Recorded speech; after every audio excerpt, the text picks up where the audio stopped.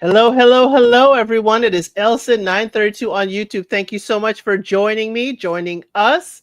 We are here to wrap it up for season 2 of Love is Blind UK season 2. We're here to wrap it up. We're here to talk about weddings. We're talking about reunion, who's together, who's not together, who got cold feet, who got cold noses.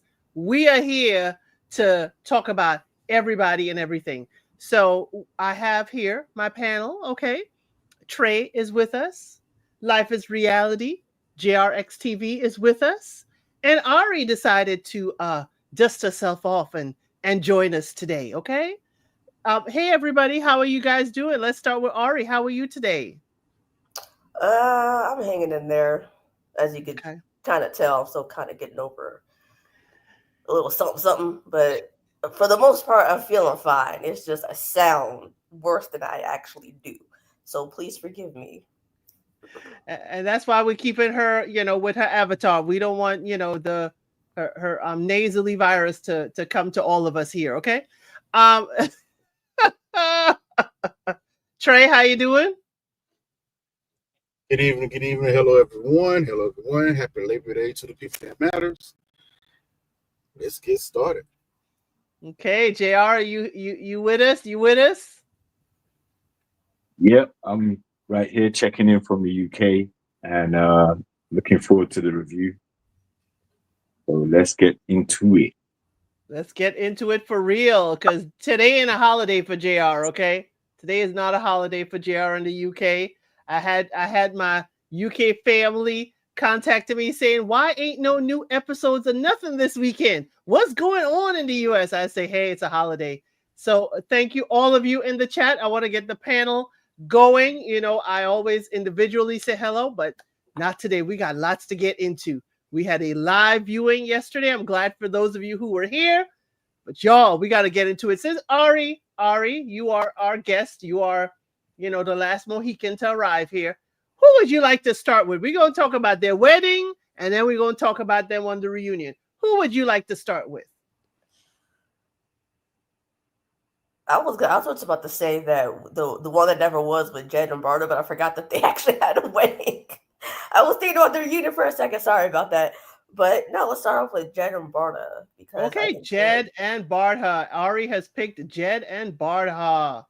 So Jed and Bardha had a wedding, y'all. It was beautiful. It was wonderful. Everybody was there. The parents were there in full regalia. And Bardha said, I promise to do all of those things when we are ready. Basically, she said, no, not right now, not at all. And then she went bawling, crying from the altar like she is not the one who said no. That is what irritated me most of all about their wedding. And then we go fast forward to the reunion. They did try for 3 weeks after the wedding. She moved in and everything. And unfortunately, they did not make it. He asked her to remove the ring when his ex was at the gym that they were at. And she felt offended, as I would. But hey, she was doing it for him. He never asked her to continue to wear the ring. So that is total miscommunication. Barda, we find out, is in Dubai, has been in Dubai since their breakup, and she has no plans to come back to the UK. So, life is reality. What is your thoughts around Jed and Bardha from wedding all the way to reunion? So I was surprised by this one. I was surprised when she didn't go through with it. Thought they were a good match, especially the reasons she gave, which was bickering towards the wedding day.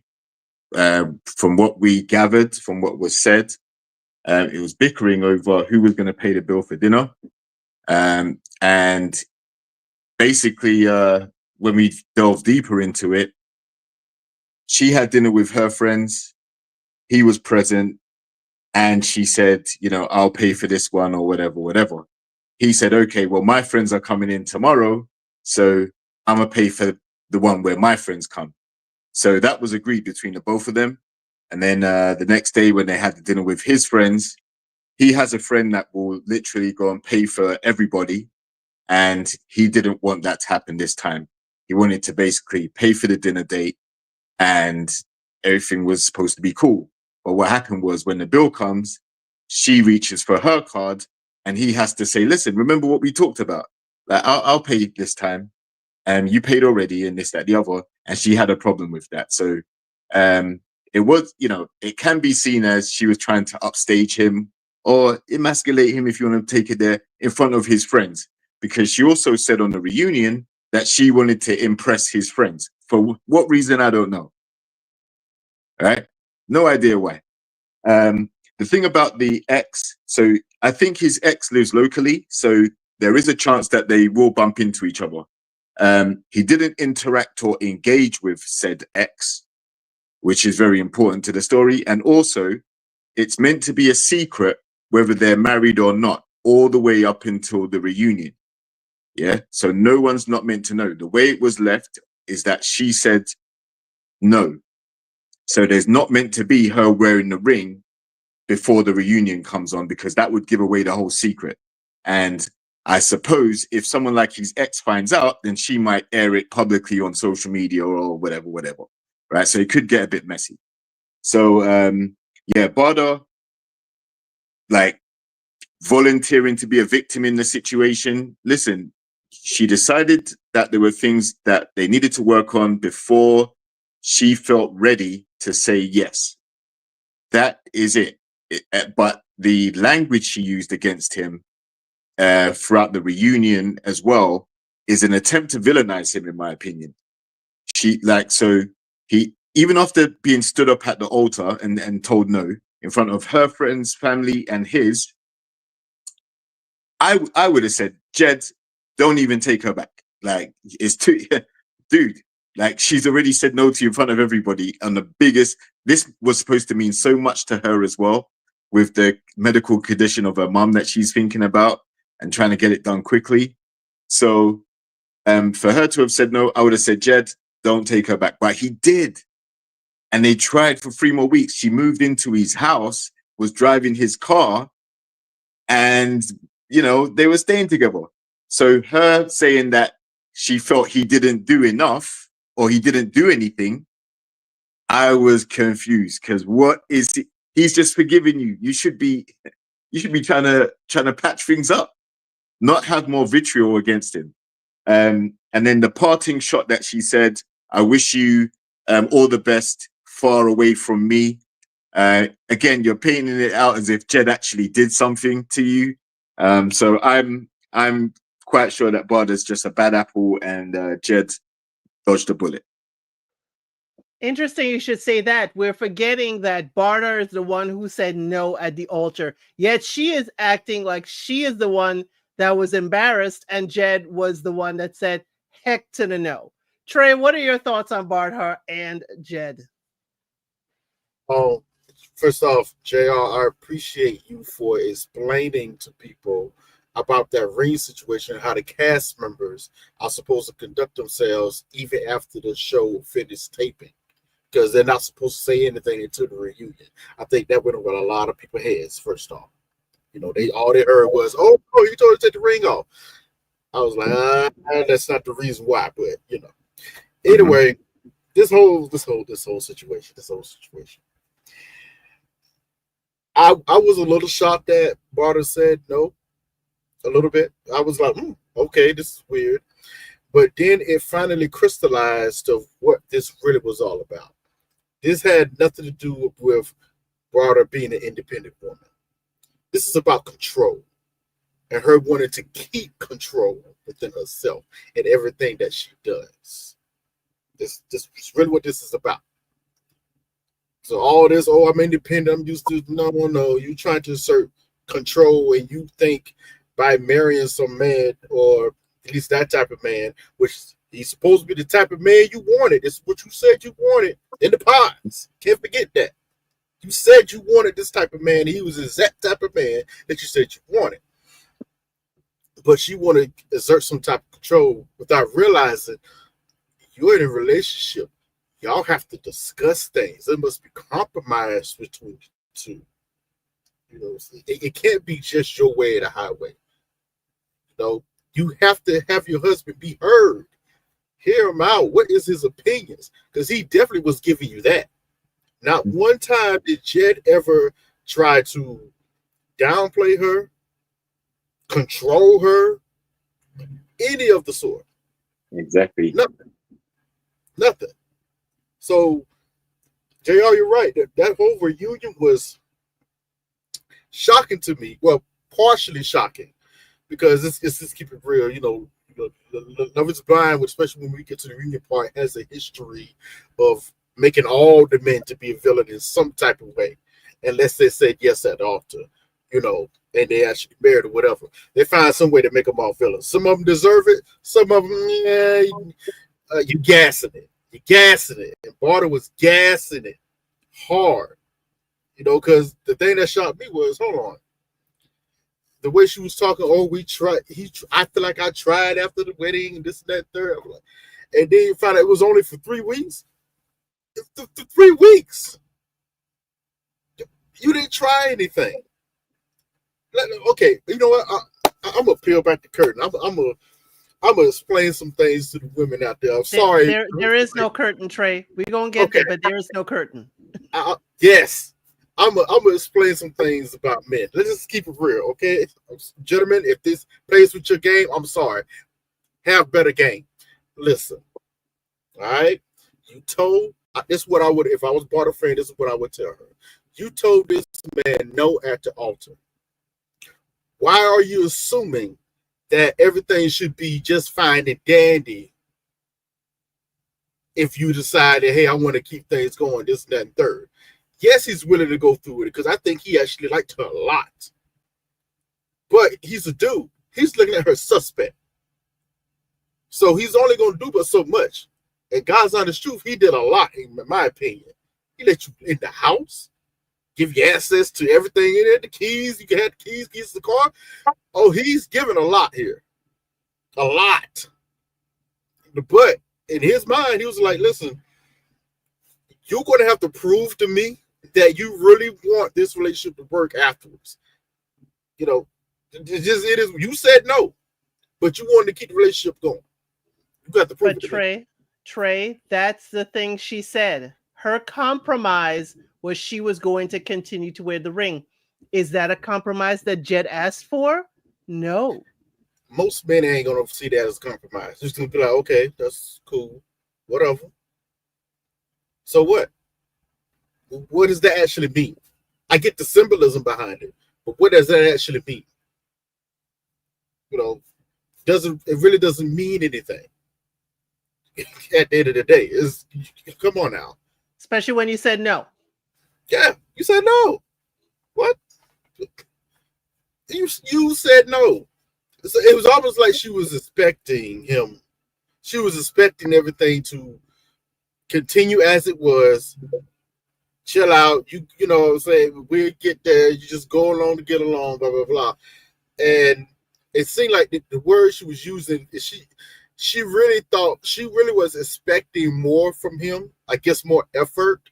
Almost like he was the one that said no, which was very strange.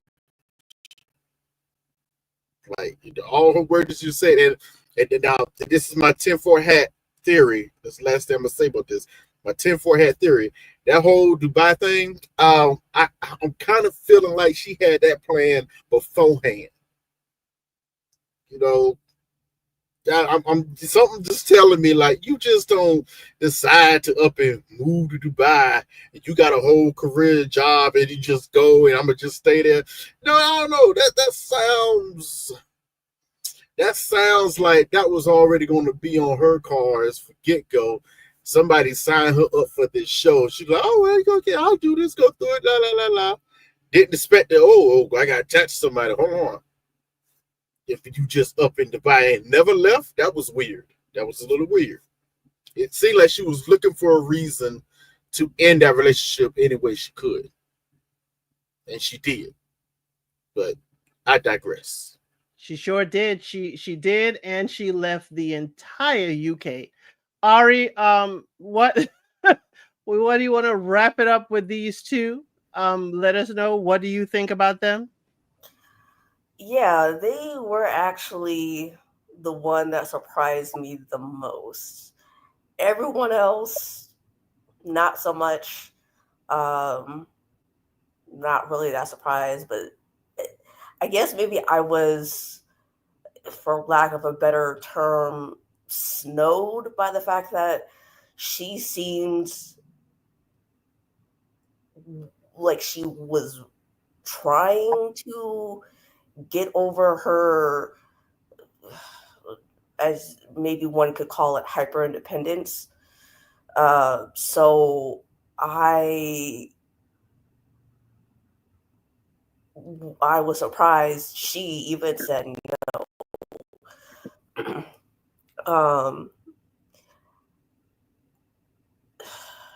I'm not entirely sure if I agree completely with Trey that it was 100% about control. Maybe it was because maybe she is trying to exert all this control because she's still hyper independent.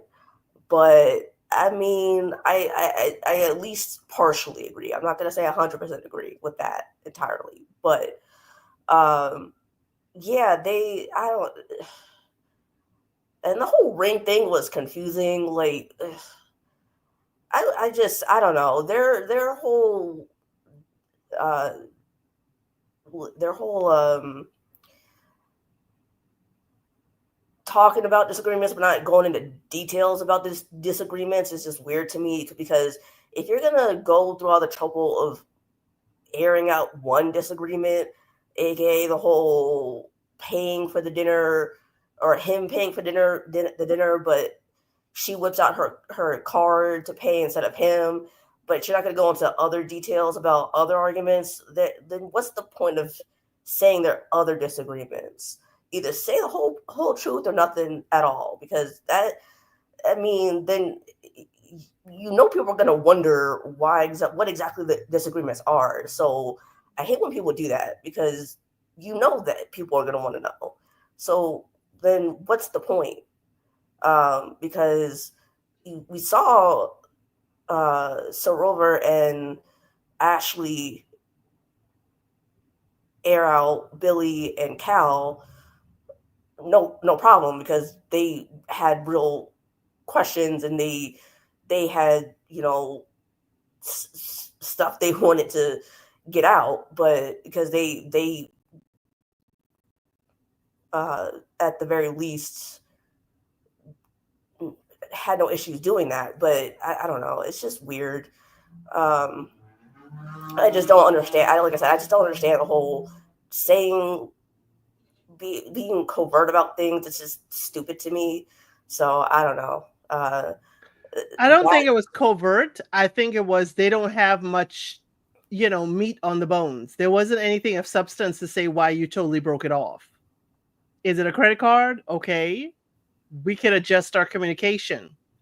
And to say, I think it was the matter of, I don't think Bardhar so much wanted to bend. I don't think she didn't want to bend to him paying. She didn't want to bend to certain things, even the parents are talking about. I think she's so hyper independent, and I think it's because of the circumstance. As we talked before, an immigrant child who has to do adult activities and translations for their parents, they grow up a heck of a lot. And if she's the eldest with those brothers, again, she is again an adult way before her time. So my thing is that I don't think she wanted to bend. She wanted him to join her group, not necessarily they form a group together or join his group. Because I was thinking all kinds of stuff. I was like, maybe Jed doesn't have as much money as she does. Maybe Jed doesn't have this. Maybe Jed. But it seems to me like there's no give and take. It's like Barda wants to give, but she's not taking the criticism, say, hey, let me give this time. And that is going to be very awkward. I cannot imagine being parents, both of them as my parents. I could play them against each other all day because they are not on the same page. Well, that's what I mean. It's like you're like, well, you're saying, well, is it because Jed doesn't have as much money? Like, well, then that's what I mean. Like, they're trying to be covert about what the reason is. Well, then don't say anything at all. That's just stupid to me. If you're not gonna say everything, don't say anything. Like, then I don't know what the point is, because that just defeats the purpose of saying something if you're not gonna say everything. So I don't know. Maybe I'm just weird, but I don't know. It definitely ain't about Jed's money. What it is, it's more to do with the hyper independent thing. Like she it's weird because on the one hand, she wants to assert a level of control. So it comes across as she doesn't owe him anything when he does make gestures, because she balances out by equaling whatever he does in terms of paying for stuff like dinners. But when it came to her staying with him and her driving his car and living with him and things like that, that wasn't reciprocated. There was no energy reciprocated for that. In fact, she kind of discredited those type of things. And let's not get it twisted. Jed was appeasing her, which is why he allowed her to take the lead in some situations with regards to paying. He already said he's a traditional man and this, that, the other, and described the type of lady he likes. That necessarily isn't Barda's personality type. So he was kind of allowing her to feel empowered while still conducting a relationship with her. So what she needed to do was realize that her hyper independence is actually the problem, because for them to be together, it's skewing her perception of not only what he's doing in terms of gestures, but it's making her feel a way about accepting them. Like there's nothing wrong if your guy, there's so many women who probably like their guy to pay for dinner dates and pay for everything and have, cover everything. So you don't have to worry about that. But she's so adamant and so independent that she has a problem with it. It triggers her, So instead of appreciating the gesture, she has to match it or come back with it or try and one up him. And that's where the problem is. You shouldn't be trying to compete. You should be trying to coexist. Yeah. And that's where she got it wrong. So Barda's not ready for a relationship. I hope she hasn't signed up for some Dubai porta potty money, because that would be a massive faux pas to turn down a marriage to go out there and be on some madness in Dubai. And also, the guys in Dubai, a lot of the guys that she may encounter from there, I don't think she would have that level of hyper independence with those guys for a single second. She'll be back on a plane over here if she tries any of that. Well, she could be on Love Is Blind Dubai. They're having another season. Yeah. I don't know about that. Don't set that girl up for failure, please. Hey, she set herself up for it. I know. Right. I mean, I'm saying go to Dubai. I mean, don't set her up for failure there, because she gonna fail miserably over there. So, I mean, anyways, but I get that. I mean, I just don't like the whole not saying everything. If you're gonna, I just don't like that. I mean, it's just stupid to me. But anyway, but I do get that though. I mean, well, she did not. She did not accomplish the mission of making Jed look like a bad guy. I'm sorry. Nope. Yeah, not really. No. And also, you basically told the woman he will move you in and he will let you use his car. Exactly. And also, if you notice, he wasn't fighting back. He just said, "Okay, that's your experience. That's fine." He was happy to let her go in the end, because it's futile. He knows that. He must know that from the experience he's had with her, it just wasn't going to work, So he's already resigned himself. And even at the altar when she said no, it wasn't him trying to chase her down and try and coerce her back into it. It was, he listened to what she said and he just said, "Okay, cool," And she was really talking about trying to patch up. I still want to be with him. I still want to. Because you're trying to save face now. It's not, I don't think she was really, planning to go back on her decision of saying no. It was more like she's just said no in front of all these people, and the gravity of the situation hit her and made her emotional. So in order to save face, let's go back to him afterwards, see if we can make amends. 3 weeks later, she's on a plane to Dubai. So she wasn't really sincere about the relationship. It was all about keeping up appearances. He actually looked very shocked when she said no. And there was something else that happened. And I noticed editing cut really fast when this happened. When Barda was standing outside the doorway, and she was kind of crying, and he if you notice, all of our homegirls, especially Olivia, was the main one. Oh yeah, follow your heart, girl. Follow your decision. It's your decision. La la la la. You know, I'm like, okay. Her mother walked up. Her mother looked at her friends, kind of like, get away, because you notice it kind of parted. She looked at them like, get away, and she said, and I quote, "I am very disappointed." And then the camera cut. The camera just cut. And then he came back, and Barter said, I need to go get some air. So someone help my mom stand with my mother, whatever. What was that she said during that little exchange? I wonder. It's the same thing. I wonder if you want to be close to your mom because of this scare, why you run to Dubai. Exactly. Her mom's probably a flight risk. So her mom ain't coming out there. Dubai is only about maybe between 4 and 6. Yeah, about 6 hours away from the UK. But still, if her mom has a medical emergency, Bala's not easily accessible. So, and her mom isn't flying out there. So I don't know. Doesn't make sense. Exactly. So I'm side-eyeing Bartha, okay? She looking good. She looking good in the tan and the outfit, looking real good.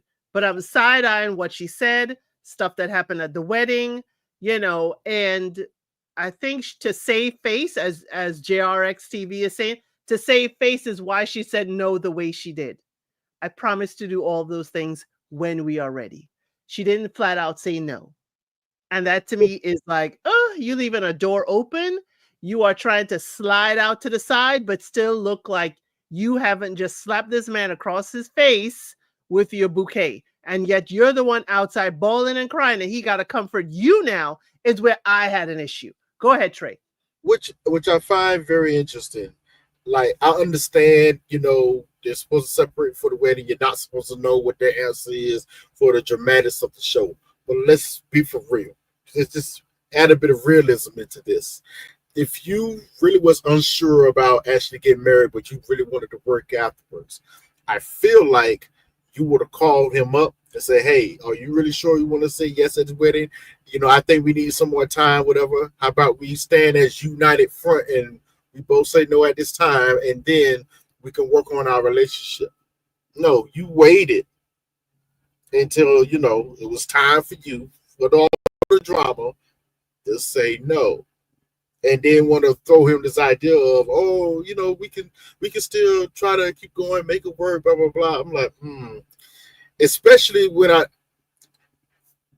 that talk really didn't kick in and happen until after she spoke to her mom. That's when she really started talking, saying, oh, if he wants to talk to me, maybe we can work, whatever. If he wants to keep going, blah, blah, yada.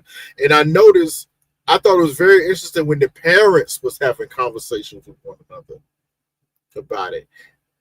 They all understood the reasoning. Like, yeah, it's a short time. Maybe we can talk. But they all still looked a little shocked. Like, wait, this is strange. And it was interesting that Jed's mother was the main one saying, of course, but maybe they still need a bit of time. Her mom was looking a little upset. Her mom was mad. I got on this good clothes and came out in front of these people camera for you to be acting like this. Especially, I think the mom probably is disappointed that she did not give Jed a heads up. I think it is the embarrassment part of it, because one thing I know in their culture, do not embarrass that man, and do not embarrass that man in public.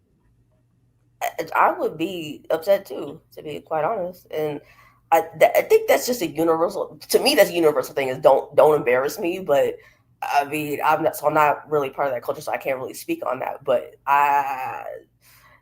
just don't embarrass me like that, and then expect me to to brush back into everything being okay. That's just the worst part, is don't do that. I mean, I might try to get a lick back, like, how we were talking about the other day about the 15-year lick back. Hey, what happens in members stays in members. But I mean, I'm just saying, like, I might end up doing that 15-year lick back just to punish you, but I might not. So you never know with me. So don't be embarrassing me like that and expect me to just forgive and forget. So just saying. It seems like it seems like in um trying to expose Jed, like she just revealed more about herself. So Yeah. you know, the public opinion is still side-eyeing her and thinking, you know, very performative. And Um, let's be honest. Let's be honest, people. We understand that 95% of people that sign up or get recruited to come on this show, most of them are not really serious about all this.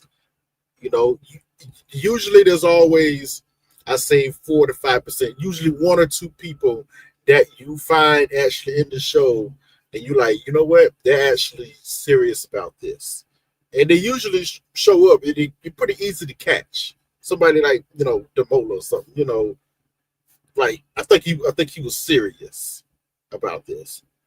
To her point, maybe even Ashley to a certain extent. I think she was a little serious about this. We'll Yeah. get to her, but you know, so I think this is more of a thing of, yeah, you want to take it seriously, but you go through the show, especially for Jed's point of view, you go to the show, you meet somebody.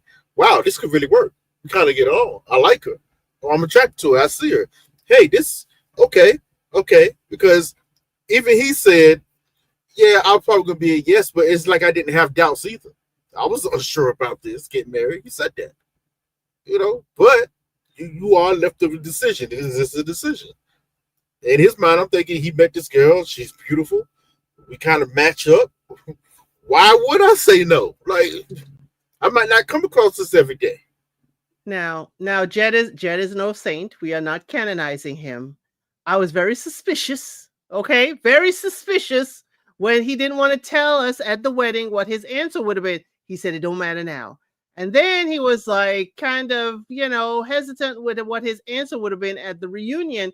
He said, "Oh, he was like, close to 100% I do." And I'm wondering, is that the aftermath of what happened? Was Jed really ready to be married? I mean, everything we saw, everything we were presented on this edited show told me Jed seemed a little more adjusted to wanting to be married, but we don't know everything about him. Was there anything about there? Because I see the chat is talking to.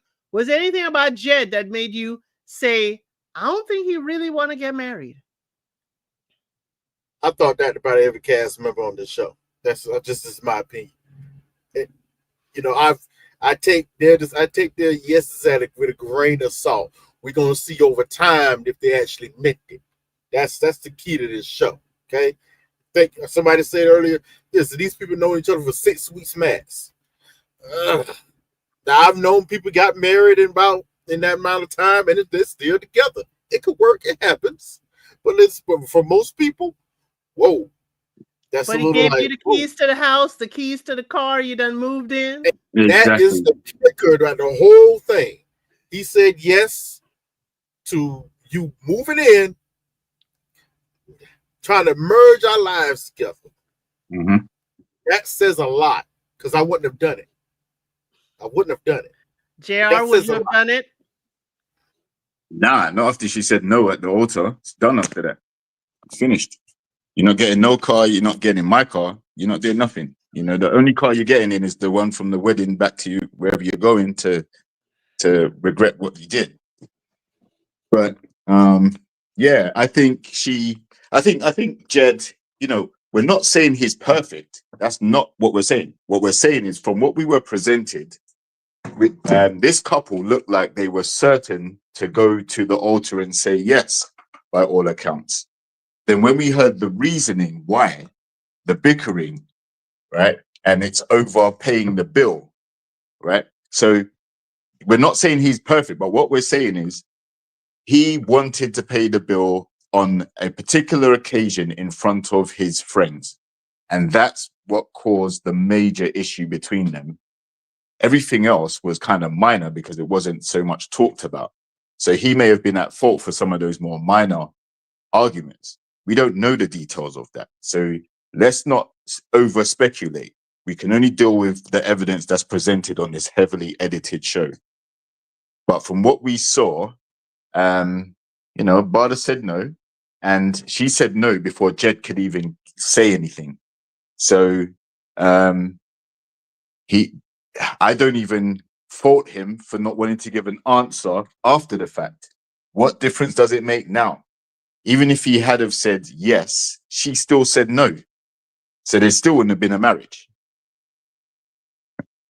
So at the end of the day, we're we're not being cruel to Bardo. We're just saying what we see. And she was very performative.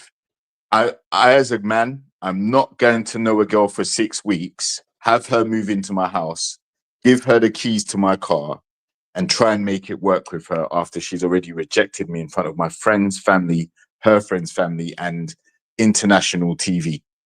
I'm not going to do that. So Jed is a better man than me for that. I couldn't do it. I have a suggestion. I think Love is Blind should adopt a system where they do the same thing as Married at First Sight UK version does. When you get up that altar, you have to pre-write down what your answer is. And then we have to flip the card or turn it over at the same time. And then you go through the vows. Because if you notice, this really depending on who go first, who don't. And I like to know what the answer is, what it is really. Write it on the card. We come up here. Now we must decide as Love is Blind. What are your choices? Oh, yes and a no. Now, if it's a no, then we find out what the reason is. If it's a yes, then we go through the vows. Boom, boom. There it is. Because all this is dependent on who go first. A lot of But it. I like the carnage after the vows, though. Of Trey. course I you like, do. Yes, I yes. like you to vow all of this and then say not right now. I love it. I'm sorry. I love the carnage after the vows. I You need watch to too hear much. that. You don't watch too much Married at First Sight Australia. That's what it is. Too much. Australia, I've watched, those shows. There are some UK shows and there's some South African shows. I like the carnage. I need you to vow all of this and then vow not to keep the vow. But someone in the chat here is saying that they don't getting the keys to the house and the car is not a big deal to me. After 6 weeks? That's not a big deal? Wow. Ma'am, You must be ma'am. joking. It must be Africa. Listen, whatever man you dating doing that, run from him now. I'm telling you, That's for your love bombing. own safety, run. If you coming across men like this, run. That's love bombing on a super Saiyan level love bombing. Because how you giving someone the car and into your house after 6 weeks of knowing them, and that's normal? No way. No way. Put you on the insurance for the car. So, oh no, not after 6 weeks. And I think even if she did give it an attempt to try to salvage the relationship, I don't think 3 weeks is enough of enough time to give it a chance.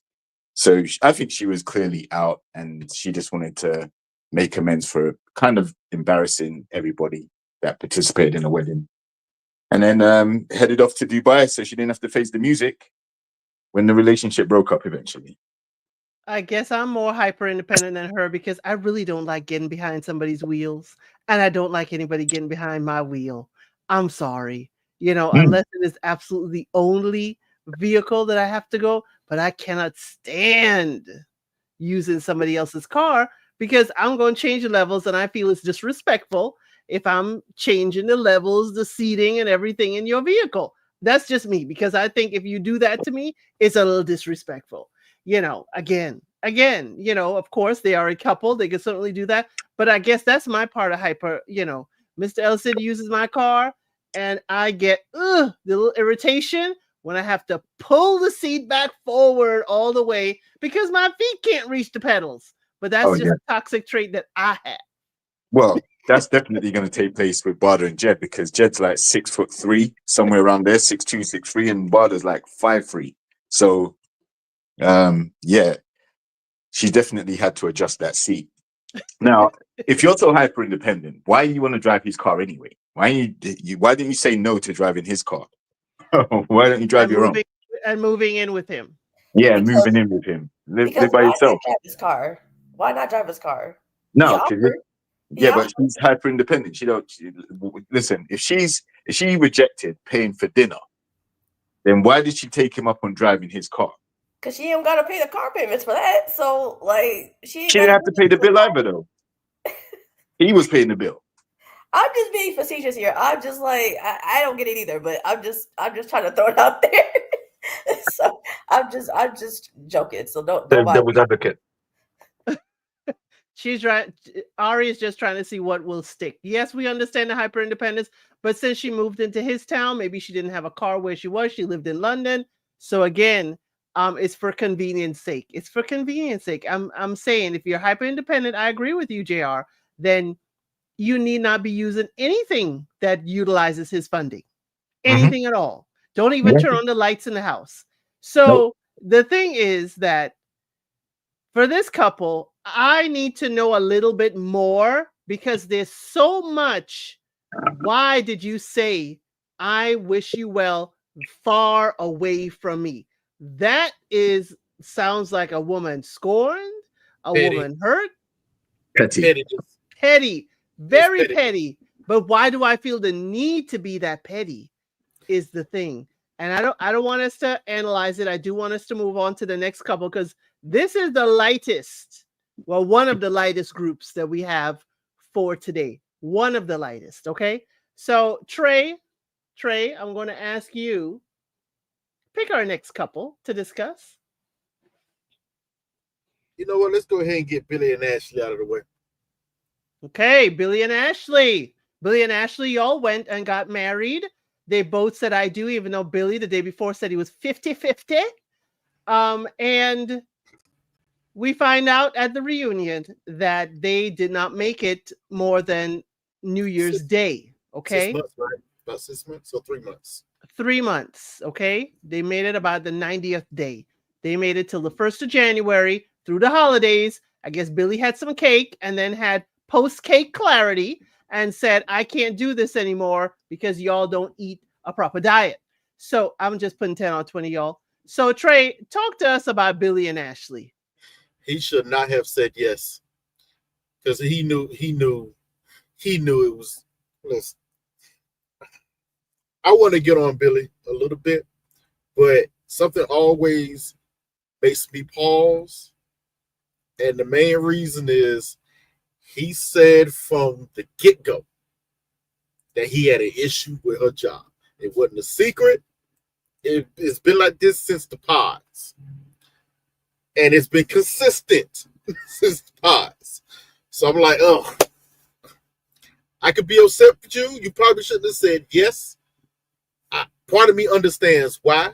Because you want to see where, because I do think they get along. I do think he likes her. But he wanted to see, could this happen? I said this to someone in regards to this to this couple. Billy comes off as the type of person, I have a problem with this that you're doing or this, that, third. Okay. That person tells you, and Ashley said this is not that big of a situation. I am willing to change jobs, change careers, this and that, and third. Now, my opinion to her will always be, and people like this, I suggest, as women especially, I suggest you don't do that. That's your career. Don't be making those type of sacrifices unless you're really trying to make that type of sacrifice. Don't do it. But you said you were. Billy is the type of person. He be like, I would sit back and see if you're going to do it, or if you make it any ways, or any if you take any initiatives to do it. Now, I'll be honest with you, I never believed Ashley was just going to quit her job or change her career. I never believed it because it made no sense. So it even made no sense when she said she was willing to do it. Didn't understand it. I said, nah, I don't know. And I know the type of man Billy is. He'd be like, all right, let me see if you're going to actually follow through with what you said. 3 months. Now, this is going to be attached to another cast member with this whole 3 months thing. But I can already guarantee in his mind, all right, I'm going to put you on the same scale as we do a regular job before you get benefits. You got 90 days to show your work before these benefit packages hit in. You got 3 months to show me that you said that you are actually willing to give her this career that you know I have an issue with to be in this relationship. I guarantee you she never not make not one step. Not one. Now, I'm still on the side of Ashley. You shouldn't have done it. So I'm glad you did keep your career and keep your job. This, that, third. But this was always a ticking time bomb from the moment she said she was cabin crew. And he had a visceral reaction to it. And why? Somebody, it's going to be the first time I'm going to say this, won't be the last. I'm going to say this for a few other couples as well. Why are we asking unnecessary questions instead of the actual real question the host or anybody else should be asking? No one asked Billy, what is your actual issue with cabin crew? Why do you have such an issue with it? No one asked it. Not one time. Ashley, I didn't, this was editing. Ashley never asked it in the pods. She never really asked about it after when they met. We get all the way down, you know, he's talking to, I think we got a sense of it has something to do with his ex-wife. I'm having a feeling that it has something to do with that. Because his dad kind of says something, hey, don't let your past, you know, decide your future or whatnot, just because you had a bad situation with this particular person in that job. But why did no one ask him, what is your actual issue with her being cabin crew? So, wait, I got a question for you then. Do you not believe him when he said that he had issues with aligning his relationship with the previous woman he dated who was also cabin crew? Yes, but a lot of that is stuff that we put together as the audience. We still don't know what that was, and no one asked. Nobody. You think that there's more to it, essentially? Oh, there's a lot more to it. There's a lot more to that. Okay. Because it makes no sense he's having this reaction to, even on the reunion when she was trying to boost up a job. Hey, I flew you out? What she said? I flew you to Miami, whatever. You know, get discount on flights, whatever. Yeah, you can take flights, whatever. He was not impressed, number one. He was just like, okay, cool, not impressed. Even when she started talking about her job and how proud it was, he did say, oh, you know, I'm proud of her and her career. She does a great job, whatever. But even when she brought her the idea of cabin crew, his face did a certain reaction. He just went scrunched up. Like, he really has an issue with cabin crew, period. So, and I would like to know, what is that? No one asked that question. No one asked. No one asked if he was cheated on in the past. No one asked if he was the side dude for somebody in cabin crew. No one asked him why cabin crew is actually an issue. And as she said, hey, your transfer, you could be deployed at any time. Your transfer for your job, isn't a problem for me. I just want the same courtesy. Life is reality. What do you think about Billy and Ashley? Yeah, Billy strung that girl along. Listen, I think Ashley was into the marriage and wanted it to work. And she would have been willing to try and work on any issues that he had. I don't think he was forthcoming enough with her. And the telling sign for me was at the stag's party where all the grooms were. He was asked if the wedding was today, would he say yes or no? And he said he would say no. This was 24 hours before the wedding. He said he would say no. So he strung that girl along. He was never into it. I think a few things may have pushed him away. Nothing that she did intentionally, just lifestyle stuff. So the cake situation, how happy she got at the 600-calorie cake and then he wanted to try and dampen her spirits and remind her of how much calories is in it and all this stuff. Very controlling, coercive behavior. But that is the precursor for what would have come over more issues if they'd stayed together. I think that was a big red flag. Then, as I said last week, the ability for him to change the mood, like she's happy about something, and then all of a sudden he drops, yeah, I'm 50-50 now. As if they've been arguing the whole time. And he like, no, you haven't. So I think he was BSing the whole time. I am disappointed in him because, like I said, she seemed like she was really infused. She really thought she'd found the one, and she was willing to work on it. So yeah, I lost ratings for Billy. Very disappointed. But I wasn't too shocked that they weren't together. I was just shocked at how the ending came about. Ari, what are your thoughts on Billy and Ashley? I mean, from the initial pods throughout, I want to say half the experiment, I was okay on them. They weren't my favorite couple, but I mean, they seemed okay. But then as soon as he said, I'm 50-50, just days before the wedding, I was like, girl, this is your cue to leave.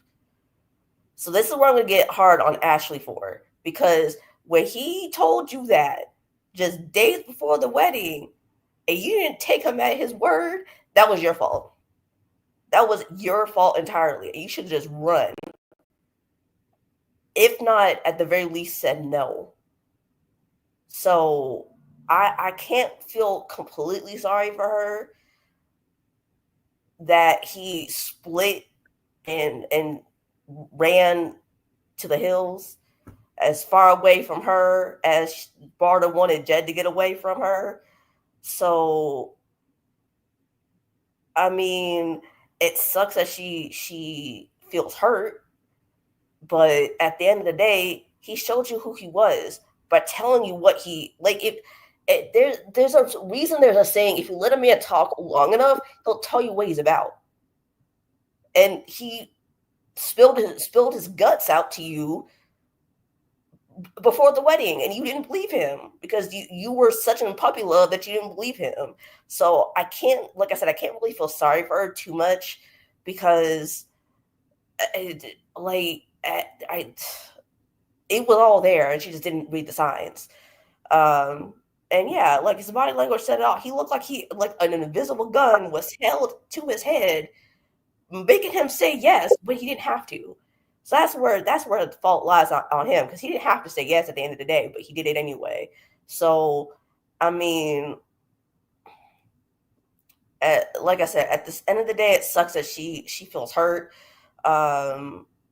She shouldn't have to have gone through that. But also at the end of the day, he should have just took him at his word. So, I mean, that's pretty much all I really have to say about them. I mean, unless someone else says something that I might agree with, but otherwise, I think everybody said pretty much everything.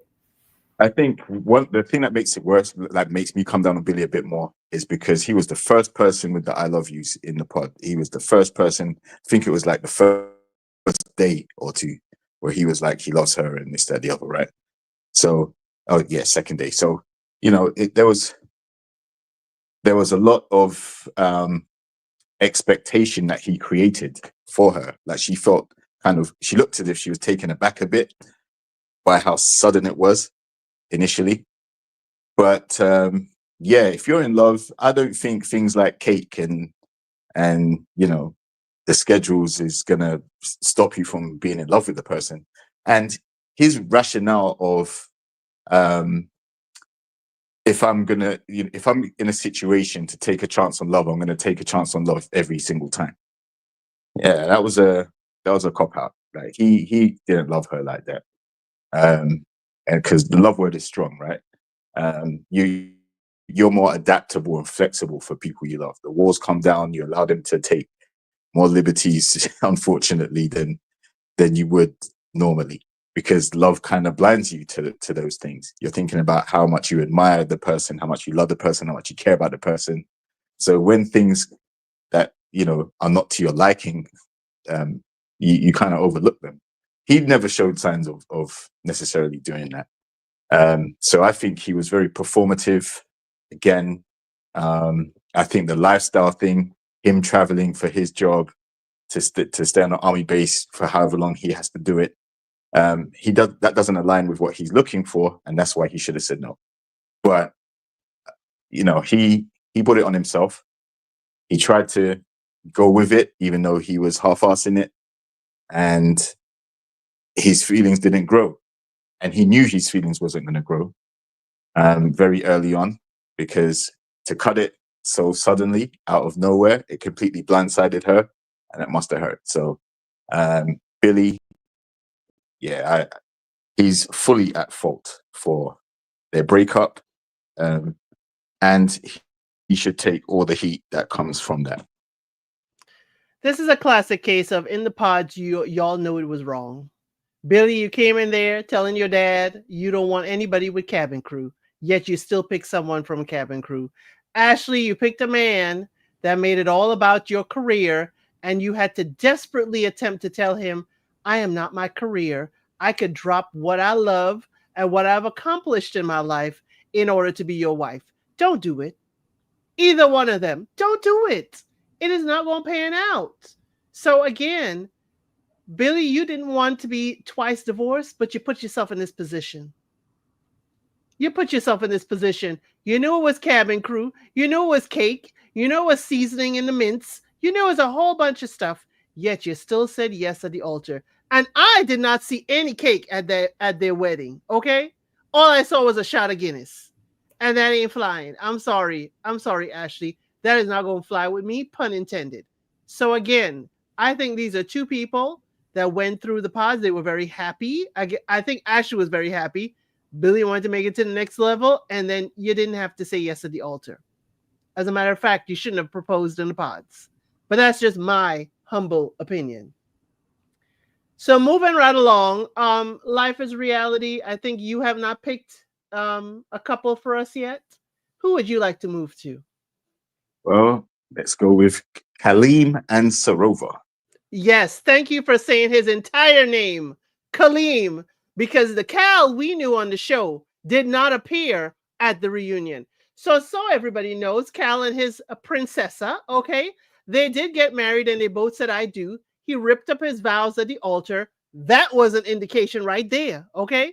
He ripped up his vows, but he said, I just want to say it from my heart, directly to her face to face. So Kaleem showed up at the reunion. And Kaleem, like his buddy boy Billy, and I said the three B's like that for a reason, his buddy boy Billy, both ended their marriages around the 1st of January. While Billy did it on the 1st, Kaleem ended his marriage on the 2nd or 3rd of January, blindsiding Sarova, as she said, that, hey, this ain't going to work out for me after we had a wonderful honeymoon in October, and I need to go. I'm going to enjoy the gym. Have a nice day. What were your thoughts, Life is Reality, on Kaleem and Sarova? So I think the vignette that they made of them on their vacay to start the show had me gassed. I was thinking, yeah, like they actually looked like they worked. Congratulations. Just before I began to settle down into the couch, we hear that they're not even together anymore. And yeah, it's very coincidental. I think it's very intentional, actually, that him and Billy both decided to end their marriages around the same time. They've been in communication with each other, clearly, as well, since coming off of the show. So I think they both had a conversation about their relationships and decided they both weren't feeling their partners as much as they thought they would.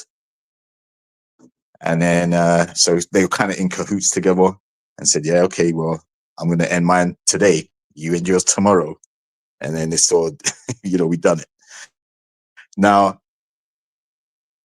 like Kaleem, he's used to dating a different type of lady to what Sarova is. and that's for a few reasons, which we've gone into before.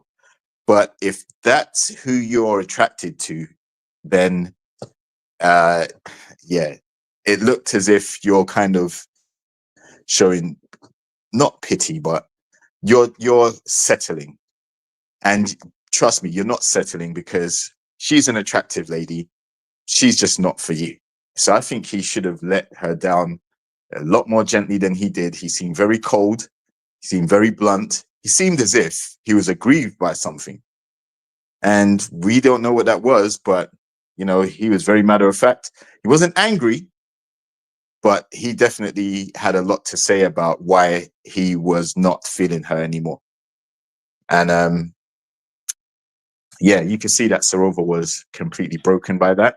And yeah, she put him on blast, and rightly so. And especially bringing Mama Bear into the fold, because Mum looked like she had her eye on Kaleem the whole time anyway.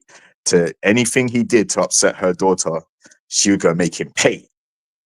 And yeah, so she gave him both barrels too, and much needed. I do think that the way they kept cutting him off was a problem. Like, listen to what he has to say, then you can speak your points. But they were grilling him from the get-go. So yeah, it was definitely his fault, and I don't think he handled it well. I don't think he was attracted to her in nearly as much as what he should have been, and that's why it's so easy for him to pull away. Kaleem better not use an excuse to go see his dad in Dubai in order to go and check for Barha. That's all I got to say. Ari, what are your thoughts on Kaleem and Sarova? I'm gagged that you guys calling him his whole first government name. So forgive me for having laughed while I was muted. But yeah, and I meant to say this about Billy and Ashley too, but this applies to Kaleem and Sarover. I wasn't surprised that they ended things. I really wasn't. I knew it from when he described his physical type. I mean, I get it. She had brought it up to him, like what his type previously, during that little getaway in Greece. But from what I remember, she only asked him why it never worked out. She didn't ask him to describe what his usual type was. So that's where he lost me in the entire plot. So I wasn't. While I was expecting them to say at least him to say no at the altar and her to say yes, I wasn't gonna be terribly surprised if both of them said yes, but they didn't end up staying together for very long. I didn't think it was gonna implode that quickly. Personally, same with Billy and Ashley, but I get, but I wasn't surprised that they ended up going their separate ways, because I don't know how you can manage to have verbal diarrhea about what your physical type is, knowing full and well this girl's not what your physical type is. And I personally don't think people get away from their physical types too much. Maybe on attributes that a person holds, but not the physical type. And that to me was just, I think played a part in it personally, in the grand scheme of things. But he had to have explained his personal type if Sarova was the one in our camera saying then Ashley and Bardha are more his type. He had to say was, my usual type never worked out. He didn't have to go into detail about what his physical type is. That's my thing. Is like, Gotcha. yes, she asked him about his physical type, but he didn't have to go into over explaining detail about what his physical type was. That's all he had to say. We don't know. He could have been trying to be gentle about it, and she probably was digging. Because I don't think Sarova is the type of young lady to take a very surface level answer. Maybe not. I don't know. We don't know. We're speculating that she may not be. But what I'm saying is, don't. I mean, if you know that this girl is not your physical type, why would you? That to me would make I personally think make anyone have a complex. What, no matter how secure you are, I personally think that would make someone have a complex. Maybe that's just me being like, uh, just me not being secure at all. But I would not like someone tell me that personally. Um, I just wouldn't. So, so maybe that's just bleeding into too much of what I'm viewing in regards to the relationship. But I know I wouldn't. So I don't know what possessed him to say that when she didn't specifically ask him what his physical type was. So I don't know. But yeah, it's just, and honestly, I wasn't gonna be fooled by the fact that he brought the drums to the wedding. Like, I just I mean, people could do a lot of things and mean something else, right? Say a lot of things and mean something else. So just because he brought drums to the wedding doesn't mean that he necessarily wanted her. And it was, I mean, clearly was evident by the time reading came around. But you know, I mean, that's just. We understand they had a very traditional marriage and stuff like that. I'm glad they brought up the cultural differences. I'm glad that they did, show the conversations that were happening about their relationship. Um, Let me move and let me let Trey get a moment to talk about Cal and Sarova. Sarova was the only cast member I actually felt sorry for. Like, I think she was genuinely blindsided by everything. Let's see. My turn. Okay. Cal. Okay, I wasn't surprised that they both said yes at the wedding day. I thought they were. My only concern was I kept thinking about what Cal's brother said. And that kept popping up in my mind. Cal gave his 3 reasonings of why he ended it with Sarova. He said no spark. There were different people, and that she's more emotional and deficient.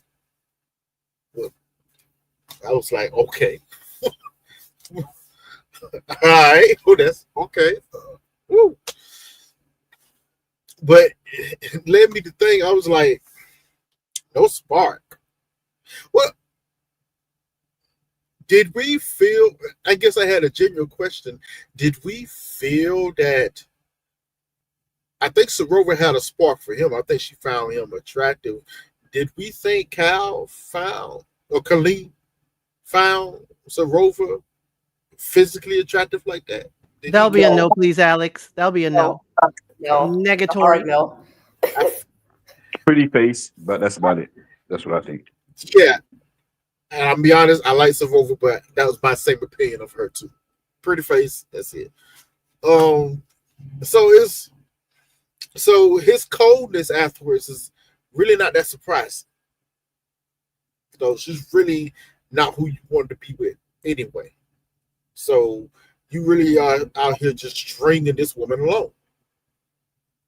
And you did, because unlike Billy, he actually didn't really fight. He kind of fought back, but he didn't really fight back when it was going at him. He just said, okay, cool, whatever. I'm going to move on regardless. I think the most important thing out of this whole situation was what his brother said in that audience. He summed it up perfectly and and it was the same thing he echoed when he went to go visit him, and when someone met his family. You have never been a commitment person in the first place. Never. It's never been that. And he was shocked that he was actually going through this process to try and change that. He was happy that he was trying to change it, but he was shocked that he was trying to change it. And I think his brother summed it up perfectly.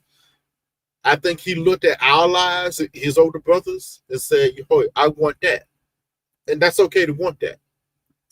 But I say this very rarely, but I do say this. Hey, Dahlia, I say this very rarely.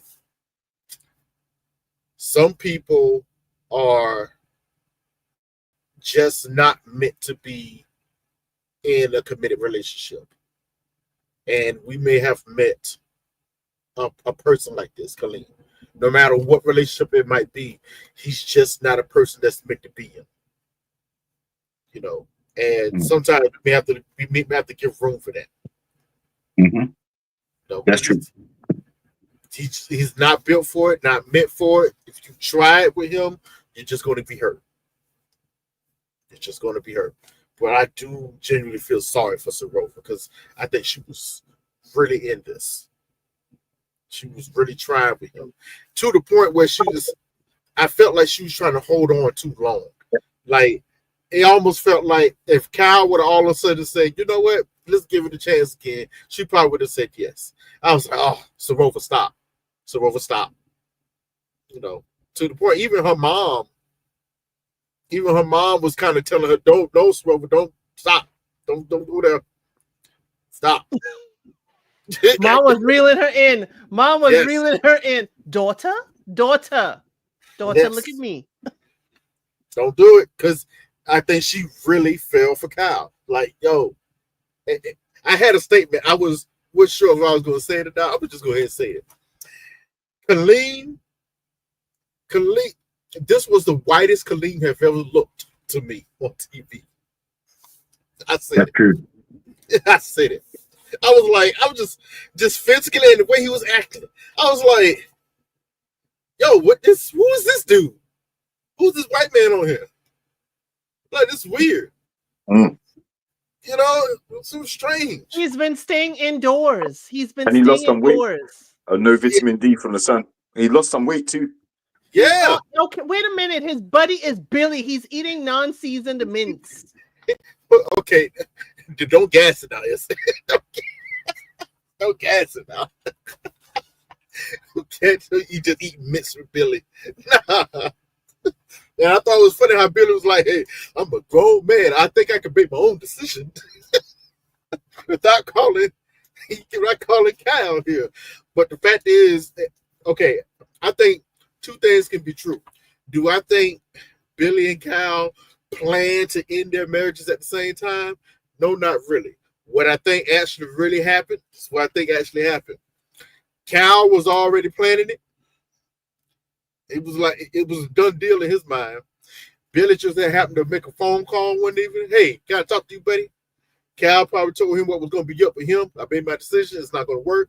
This and that third. And Billy going back to what he was thinking about, to what JR alluded to when it was talking at the stag party. You know what? It's an actual no. It was a no for me. I should have said yes. I got to get up out of here. I got to end this. Yeah, I think that's true too, because I don't see them being all in cahoots like that. I didn't picture that in my mind, so I don't know. Maybe I just, yeah. But let me clarify. When I say cahoots, I mean they spoke to each other before they made the decisions to leave their marriages. So that to me means, there is somewhat of a collusion. Not to say, let's just dump our girls and let's just be boys forever. No, I'm saying they had a conversation, and that was kind of highlighted on the reunion as well. So they had been in communication. Now it's too much of a coincidence that they both decided to end it around the same time, after having that conversation. So that's what gives me the impression, is that there was some influence from one on the other to do it at that specific moment. Tasha has just joined us. Welcome, Tasha. Hello. Hi, everyone.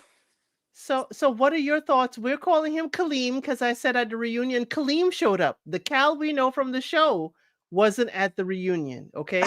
The Cal we know at the show was not there. So that's why you'll hear some of us calling him by his full name, Kaleem.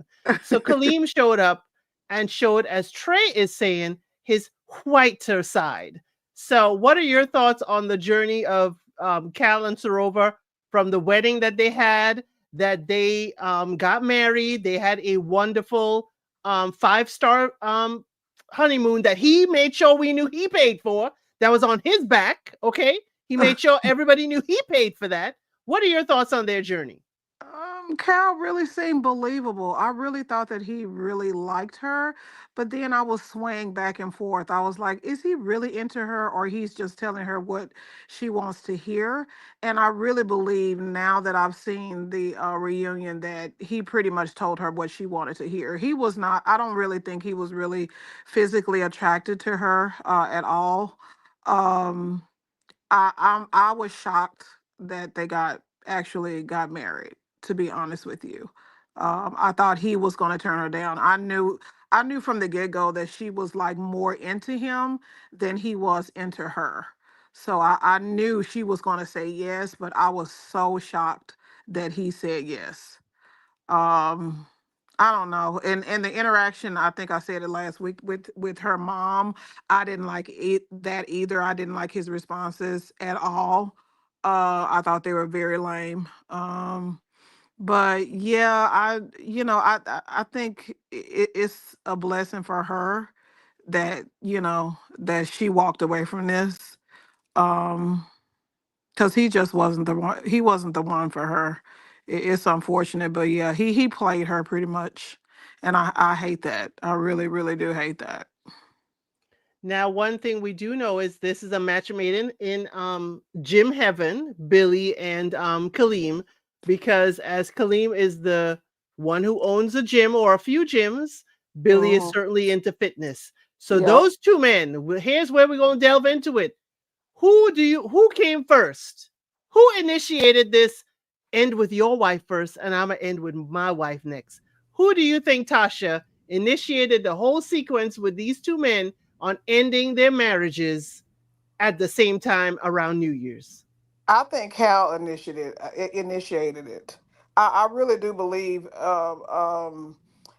Billy, he doesn't really have that. I don't think that initiative to do it to initiate that, because she kind of alluded to that, like he didn't have a backbone. I really think Cal initiated all of this, and I disagree. I think that they did kind of.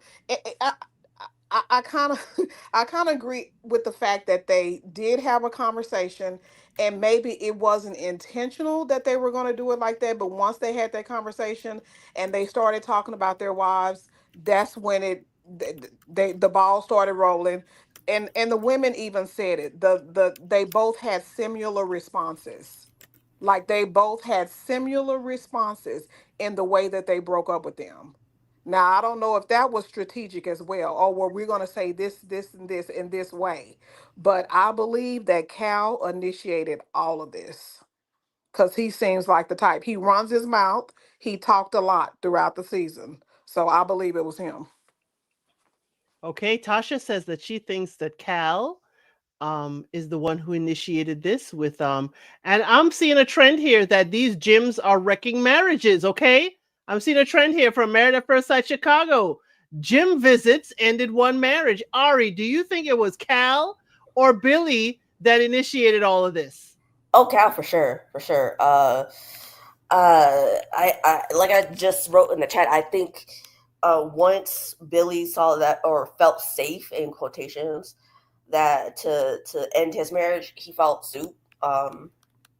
But Cal, for sure. I had already said, I didn't believe he was that into her from the get go. So it was only a matter of time. So not when, or not if, but when. So yeah. We couldn't even make it to the reunion. Trey, who do you think was the instigator? Let's get the men's opinion here. I stand on my previous statement. Cal was the one who planned his out. It was always going to be on his plan to do it.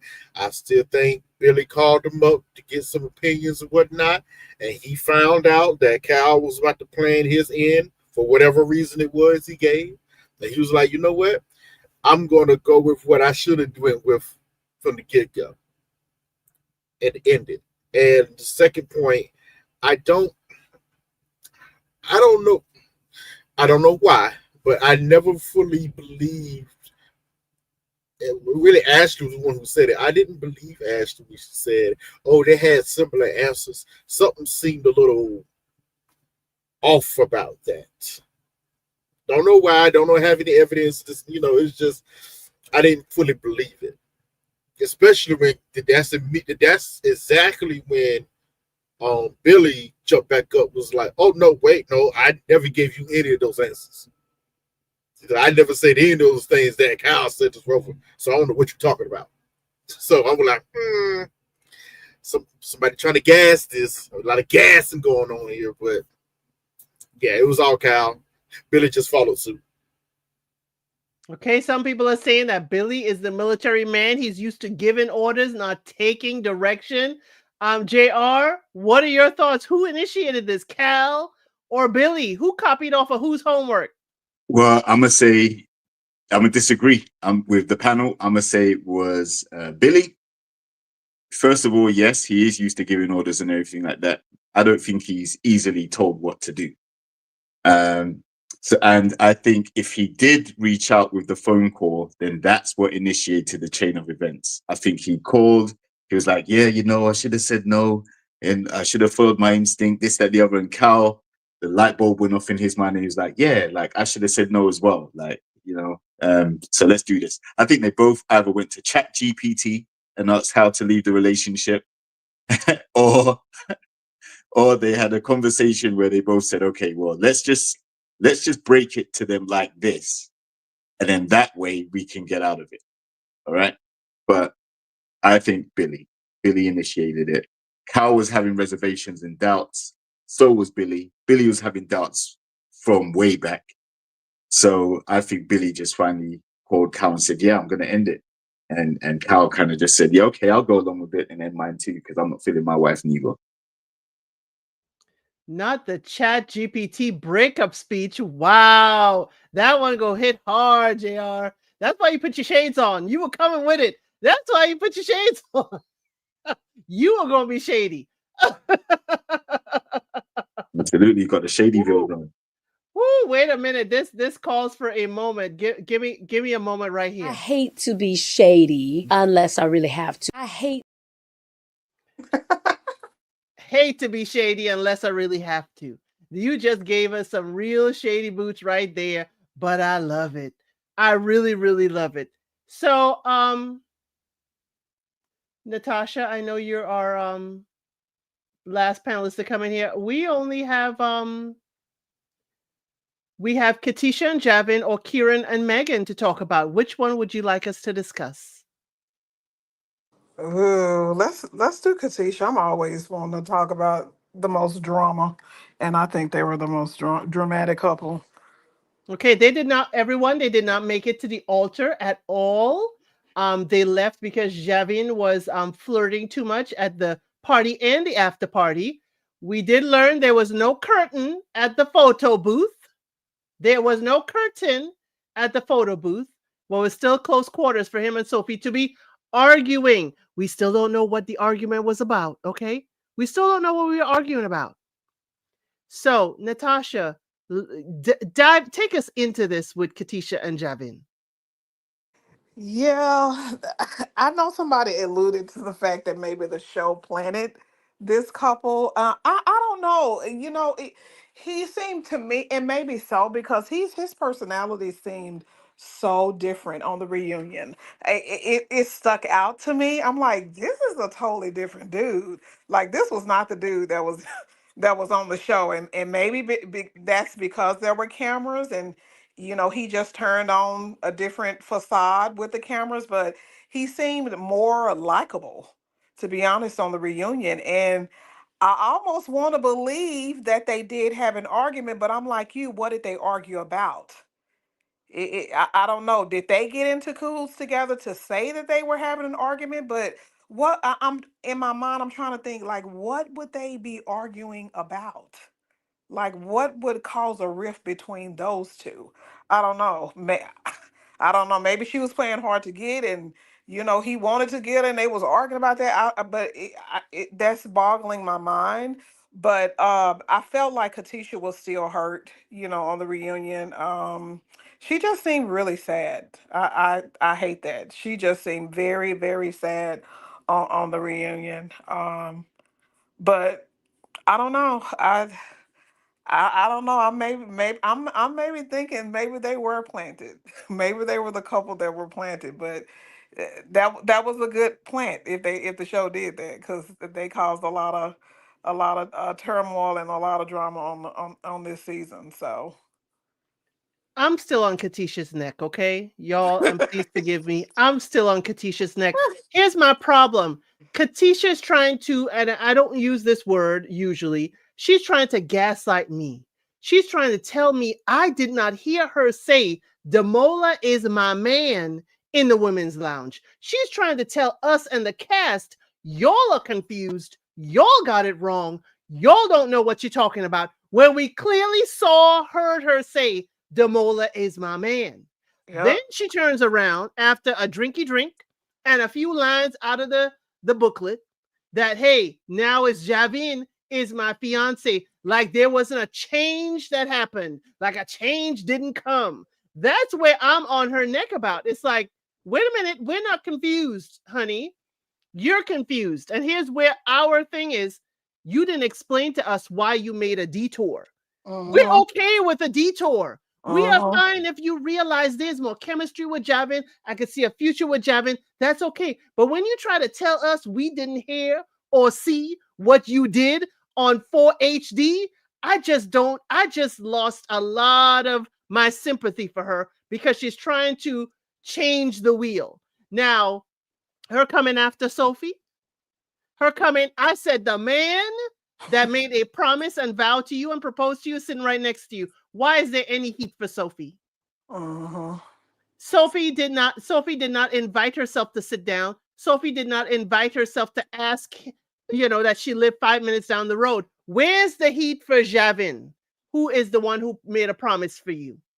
Katisha, for me, I hate to say it, she's like a wet rag for me. But again, she's Mhm. forgetting as a wet rag what actually made her a wet rag.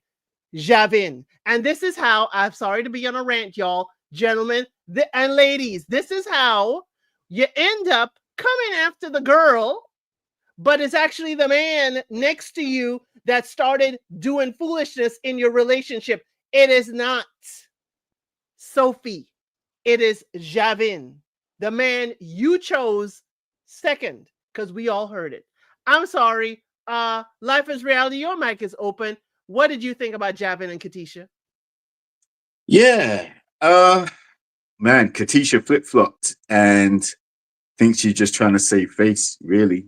Um, but what's telling is she still stands by the fact that Javine is the type of guy she'd usually go for or has experience of dealing with, and that's why she felt comfortable choosing him over the model. So yeah, that's basically the admittance right there that she's used to the type of tomfoolery that Javin was keeping up. Now Javin, um, listen, he was flirting with Sophie hard at that bar, and that was out of line. But then, uh, because obviously Sophie's there to try and entice the guys. This is the first time they're seeing her, and she is coming away from being butthurt by not being chosen by Kieran. So she's trying to disrupt. Right? That's why they sent her in there to be a bit messy and see what drama she could cause. And she has the right type of personality and mentality to do that too. So her flirtatious convos with Javin initially, yeah, like it's very playful. But then after Katisha got home from seeing Demola and Javin decided to go out again, um, yeah, like, listen, I can understand why people would think that him and Sophie were doing something in that photo booth, because if you had seen their interactions at the bar, you would logically come to the conclusion that in close quarters in that photo booth, something must be going down. Now, if they were arguing, usually when you're arguing, there's raised voices, there's some type of clear display that you're annoyed with each other. And we didn't get that from anybody that was there. Like, we didn't actually get that there were any type of tantrums or any raised voices. They just disappeared into this photo booth. So I can see why Megan in particular created the impression that something went down.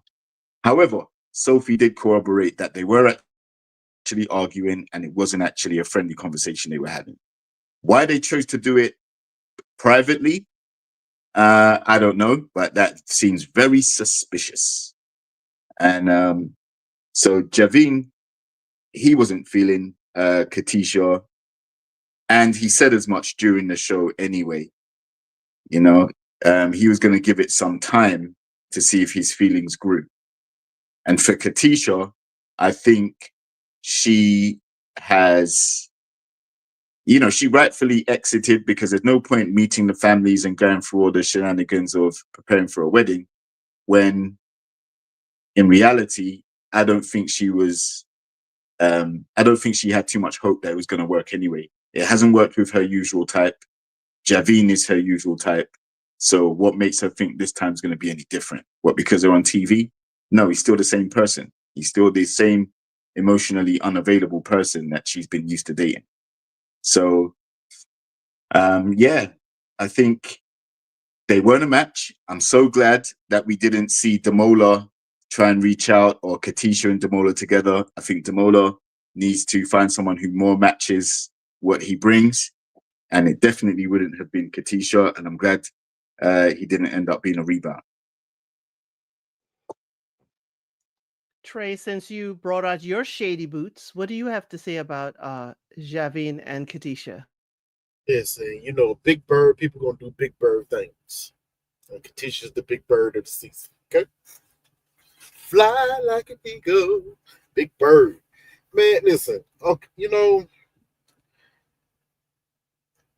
this is why production will always be the biggest villain and will always be the biggest unheard villain.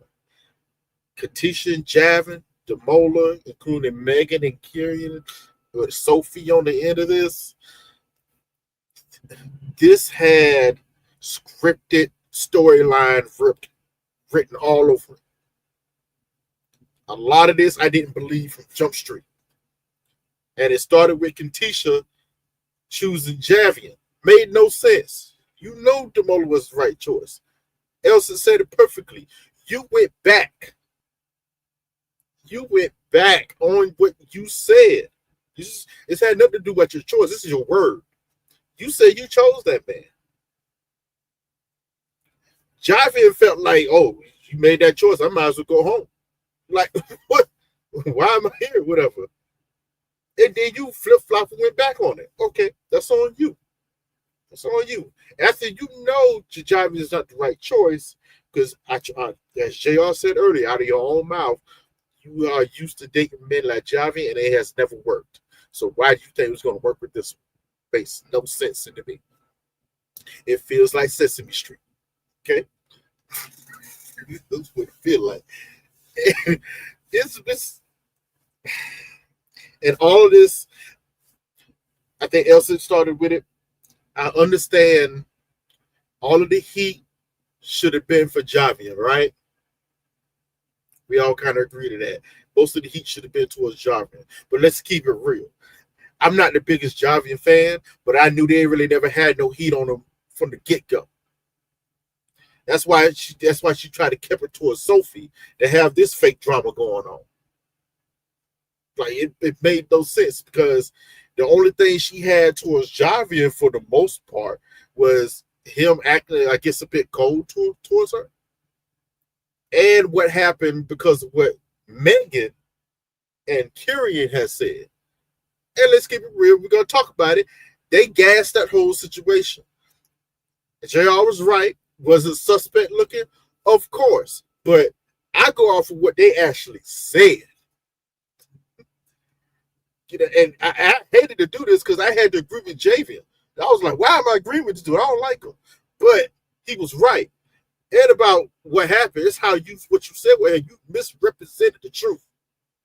You told her specifically he was talking to Sophie, Anu, and the other girl. What's the other girl name? I keep forgetting her name. What's the other girl name? Yolanda. Yolanda. You was talking to Sophie, Yolanda, and Anu all night long. The whole night. The whole night.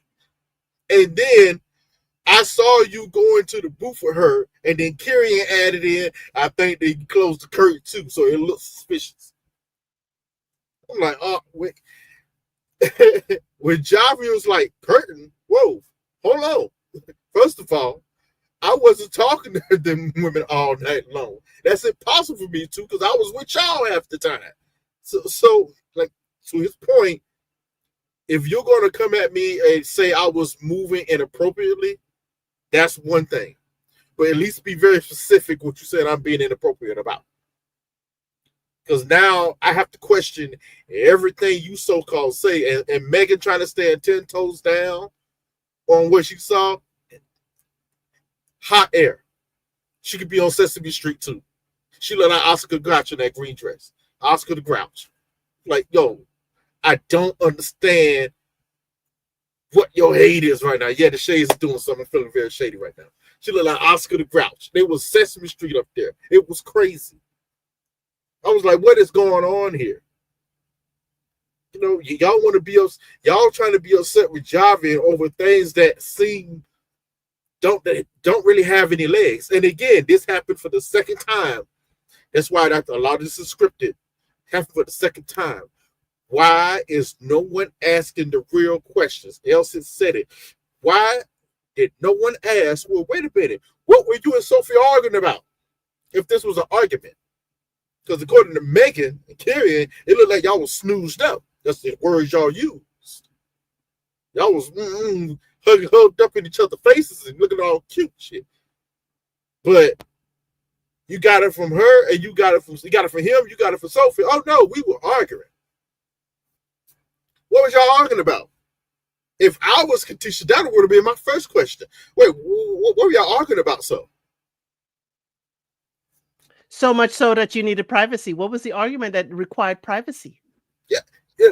Even Javi said we was getting so loud that people were starting to look. So we decided to move it to another area where we can not disturb people. What the heck y'all was arguing about then? And I'm sorry, Megan, how can you not tell the difference between somebody being hugged up and two people arguing? This is sounding real funny. You know what I'm saying? This is real funny. I ain't been 6 years old. That's the last time I watched Sesame Street. This is looking real Sesame Street. Big Bird, Oscar over here. You got Elmo down the street going crazy.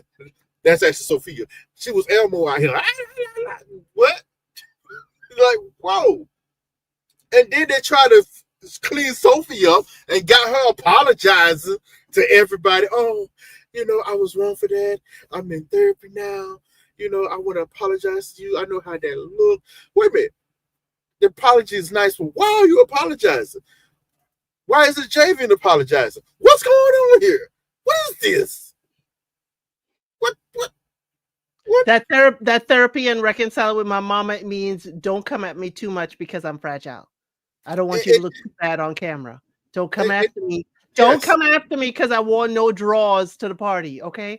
And I told your fiance about it, okay?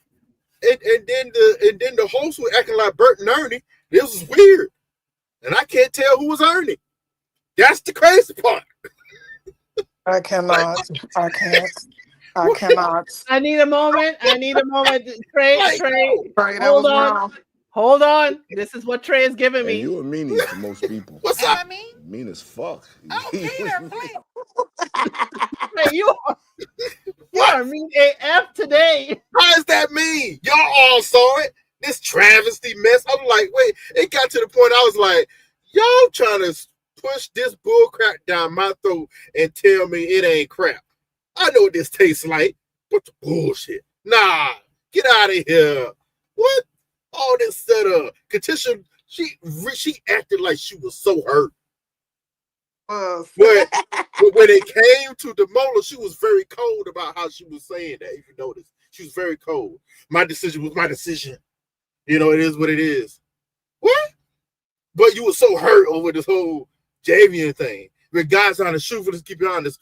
What did he actually do to it?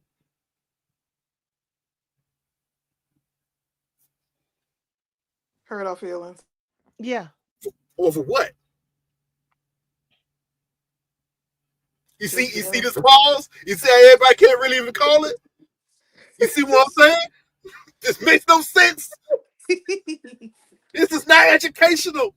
This is the Okay, we this is need the to let reverse. Trey calm It's down for TV, a Trey. second. It's TV. Trey, come on, come on.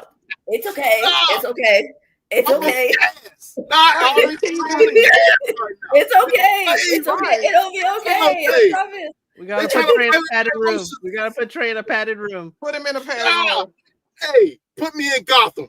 I'm going to Arkham. What's up? Oh, Okay. Lord. Sound like you What's came up? from Arkham. Hey, I just got out. Okay. What's up? Call me Harvey Two-Face Dent. Let's get it. Yeah, I put on the shades now. I'm different. But nah, it just made no sense to me. I'm just like, okay, you got Javier coming out to be this benevolent person all of a sudden. I think it was Tasha. Yeah, he was a different guy. He came out very benevolent and Very different. apologetic. Yep. You know, apologetic. You almost understood him. I was like, Yes. Like this butter couldn't melt in his mouth. Yes. Yeah, that's because he felt that he was going to be vindicated when everything was discussed. Like when the details were given, like the thing about pulling the curtain and the But JR, argument. that's the crazy part. He Mm. actually was. Yeah, And that's why everybody kind of quiet about it. It was like, we don't really like you, but dang, you wasn't really lying. No, he wasn't lying. Everything he said, I had to force myself to say this. Oh, The point isn't the lie. When The did Javi point- actually lie? The point This is how he not was the moving. lie. The Yeah. point is you were in close quarters Yes. with a previous love interest from the show Yes. who got no draws on. Yes. And And that lives should 5 have been minutes down the street. Elsa, you're right. And why wasn't that the point or the argument? Even he Because- admitted it. Because Even production he admitted it. don't want to make Sophie cry because Sophie came with her, little arc that, Yeah, don't do too much yeah, but it's because I'm fragile. yeah, but it's Yeah, but It's Sophie's idea to come out without underwear. Right. Yeah. Yeah. What? Yeah, he didn't ask Well, her if And she the had on men fall underwear. for it. And the men fall for it every time. Every time. He Of don't course. even know for sure if she had no underwear on. She could have just said that. She could have slipped them off in the photo booth. And Oh. if I'm Javian, cook me for that. I found it was very interesting how he went. You know what? If you would have told her he was having a very prolonged conversation with Sophie and it looked funny, I would have ate that. I would have been like, you know what? That's right. I would have a conversation. I would have to explain that. Then you wouldn't hear argument from me. But that's not what you said. Because that's not what she said. You know, they try to make something look a certain type of way. And when we really look at it, yes, they may look a little suspect, but it wasn't as bad as they tried to make you look out to be. Yeah, They Megan just- put 2 on 10. Yeah, 10 on Yeah. 20. And laid down and doubled Oscar the we'll Grouch get- still doubled down on it. That's what killed me. We'll get to Megan when we get to Megan and Kieran. Ari, I want to give Trey a chance to calm down and you a chance to say what you got to say about Javin and Katisha. I mean, and not to get him brought up again, but I was agreeing with a lot of what Trey was saying because I'm always over here saying like, why you having me defend this ain't-ish man?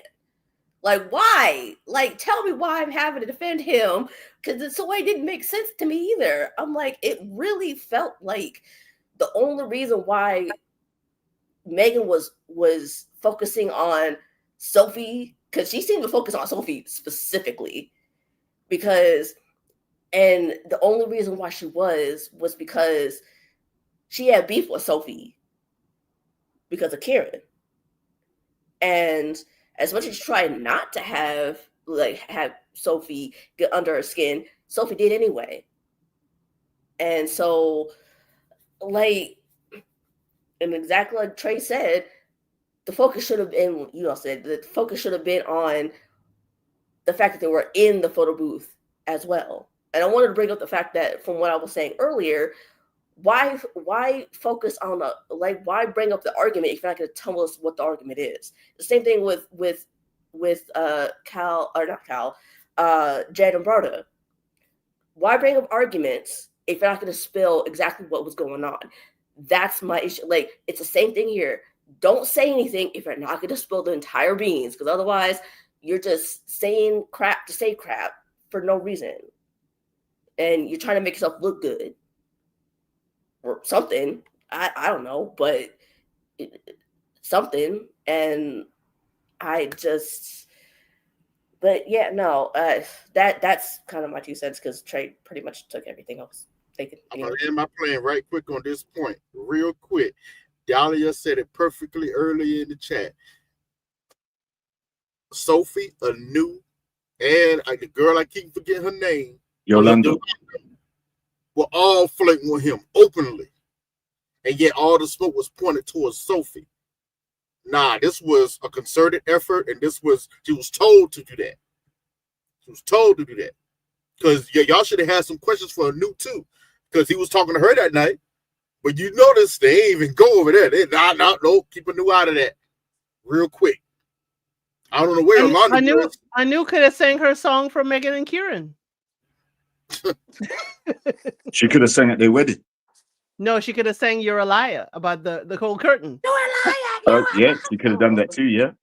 Oh, God. But isn't it also a coincidence that the three ladies all went for Javine and none of the other guys? Well, it's an edited show. I don't know if Javine is the only man that they went after. Okay. Yo, they wouldn't. Nothing's been spoken about them going for any other guys or hanging around them or having conversation in the photo booth or anything else with Because anybody the Javine else. Sophia thing is the hot topic. Now, what I would like Netflix to do, kindly, please, based on the conversations, I know Javine was probably dating Katisha and Sophie at the same time at the end. I would love to see the last date or the last 3 that everybody had and see what that last date was like. I would like to see that. He was dating That's a Megan bit crazy. That's and a bit Megan. crazy. So we know dating Megan, Javine's 3. Megan, Sophie, and Katisha were Javin's 3. Yep. Highly suspicious. Right. Yeah. So that, Megan was definitely a connection with Javin, and they both decided a few days before choosing to get married. That's when they both broke off their connection in the pods. So maybe there was some extra emotions attached when Megan was spreading the gossip or the 2 on 10. But he also had Sophie and Katisha, so how come it couldn't be yeah, Sophie? he did. But Sophie was also dating Patrick. Kieran? Patrick, after they came out, she started dating Patrick. No, I'm talking about in the pods. I'm talking about before. Yeah, I know proposal. that. But I'm saying by the time they've met up in the bar, she's already gone on dates with Patrick too. Gotcha. So I think it was just a free for all. Sophie played the role of Mrs. I'm going to steal your man. That's what she was trying to do. And it didn't work. It didn't work. It just created some controversy. And I'm not sure what therapy is going to do to fix not wanting to wear panties to the parade, right? So I feel like it's just a bit messy on production to put them all together. But ultimately, the temptation is there to be resisted. And Javin failed at that mark. He wasn't feeling Katisha enough to resist the advances of Sophie and Yolanda and all the other ladies. They knew that these guys were destined to be married, if not married already. So the onus has to be on them as well. Why are you going to talk to these married guys? There's plenty of single guys. There's Demola, there's Patrick, there's a few others. Talk to them guys. Exactly, because Jobin wasn't the only one that was nice looking, in my opinion. I don't know why they was falling for him. I mean, he wasn't a Denzel, and he should know. I don't know what the deal was. Maybe it was his charisma. I don't know. He's got money. He's got But- money too. Oh, okay. Well, yeah. He's it got was a others. smile. And he's a sports star, okay? He was a sports star. Former sports star, and then he Yeah. made a ton of money during the lockdowns, the COVID period, because he went and started an online coaching business. And then he started taking that to corporate. So now he teaches corporates how to scale their businesses online. So Javin does have people. If y'all follow the chat, Trey is naming everybody after a Sesame Street character, okay? So he has You're killing me. naming Absolutely everybody, killing me. giving them their Sesame Street character name, okay? So in all of this with Katisha and Javin, I think Katisha still, as we said, has a lot more work to do. Yes. She's misdirecting all of her, fire to Sophie. And we still don't know what the argument between Sophie and Javin was. But Netflix, I'm asking you, you could call it, the time before the pods, the time before proposals, pods before proposals, and show us everybody's final three, because that will give Uh-huh. me an inkling Yep. as to exactly Yep. the tentacles that was weaving through them pods before proposals, because that meant when Javin said he going home, that meant he knew Megan had chosen Mhm. Kieran. That time he knows Sophie was out for the count, so he Mhm. knew he was going home. I would Yeah. love to know how the breakup with Javine and Sophie and the pods happened and Mhm. go from there. But hey, we're not going to find that out. But we do, hey, Katisha, don't go out here dating Javine again, please. Please don't. Please don't. And for those in the chat, no, she should not have continued to choose Demola. No. Demola No. is good No. without her. She would have Yes. been his villain edit. Yes. He would have. Yeah, She would have and run him to the ground. Child. uh, Oh. to be quite honest, she needs to go to therapy first before she starts Yes, dating she anybody, does because she's regardless very of who insecure. it is. So, Yeah, she did not exude confidence at all through this. So since Trey wanted to get all hot and steam about this, let's go to the final couple. Well, we found out there was no curtain. They did get married, but there was no curtain at the photo booth. They were going 10 on 20. They are the ones that have made Javin now dust off and look like he is, he is the injured party in this, is what they're trying to make it seem like. But Javin, we still see the foolishness, okay? So Kieran and Megan did get married. They did do their shimmy and shake on the dance floor for their wedding. And it looks like they had a wonderful first year. I cannot believe they are the only ones that are still married. I cannot believe it. We had two last year. Now we have only one couple that made it to the reunion married. Trey, since you were hot about it at first, let me let you go first. You know, I'm happy for them. They seem to trying to make it work, and that's great. I was personality wise, I noticed Elsa was a little heavier on Kyrian earlier in the season. I was a little hesitant by going too far into it because I saw a lot of myself in Kyrian, so I had to take some self reflection. Like, there's some bad stuff about me. Wait a minute, but hold on now, hold on now. Let me explain. Let me explain. Kyrian, I said this. Actually, I think we talked about this, Bill. Kyrian, first of all, he's a nerd. He's going to be a nerd. It's just what it is. He just happened to be a good looking nerd that had a glow up to where he is now. I said this, I believe, last week. Megan, I said this to Dolly actually. Megan was acting like the girl who boyfriend looks better than her. It is what it's, and it's still like that. But he likes her. So, but some of that main reason is she's not going to get that blowback from Kyrian, I think, is because, like I said, Kyrian grew up as a nerd, always did. So did I to a certain extent. If you looked at his friends group, you could tell us and Megan looking at him, this is strange. Why are you hanging out with these guys?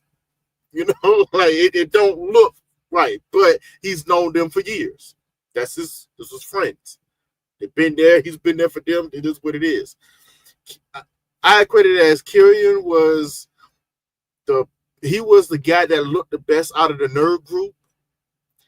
Then they went into their careers. He made some money and then had a glow up on top of his natural good looks, which gave him a little more experience with good looking people. To where he may come off, if you notice, Kyrian comes off very smooth in a lot of situations, trying to say the right thing. He's very smooth as glass when it comes to certain things. Smooth as glass. But his nerdiness comes out every now and then.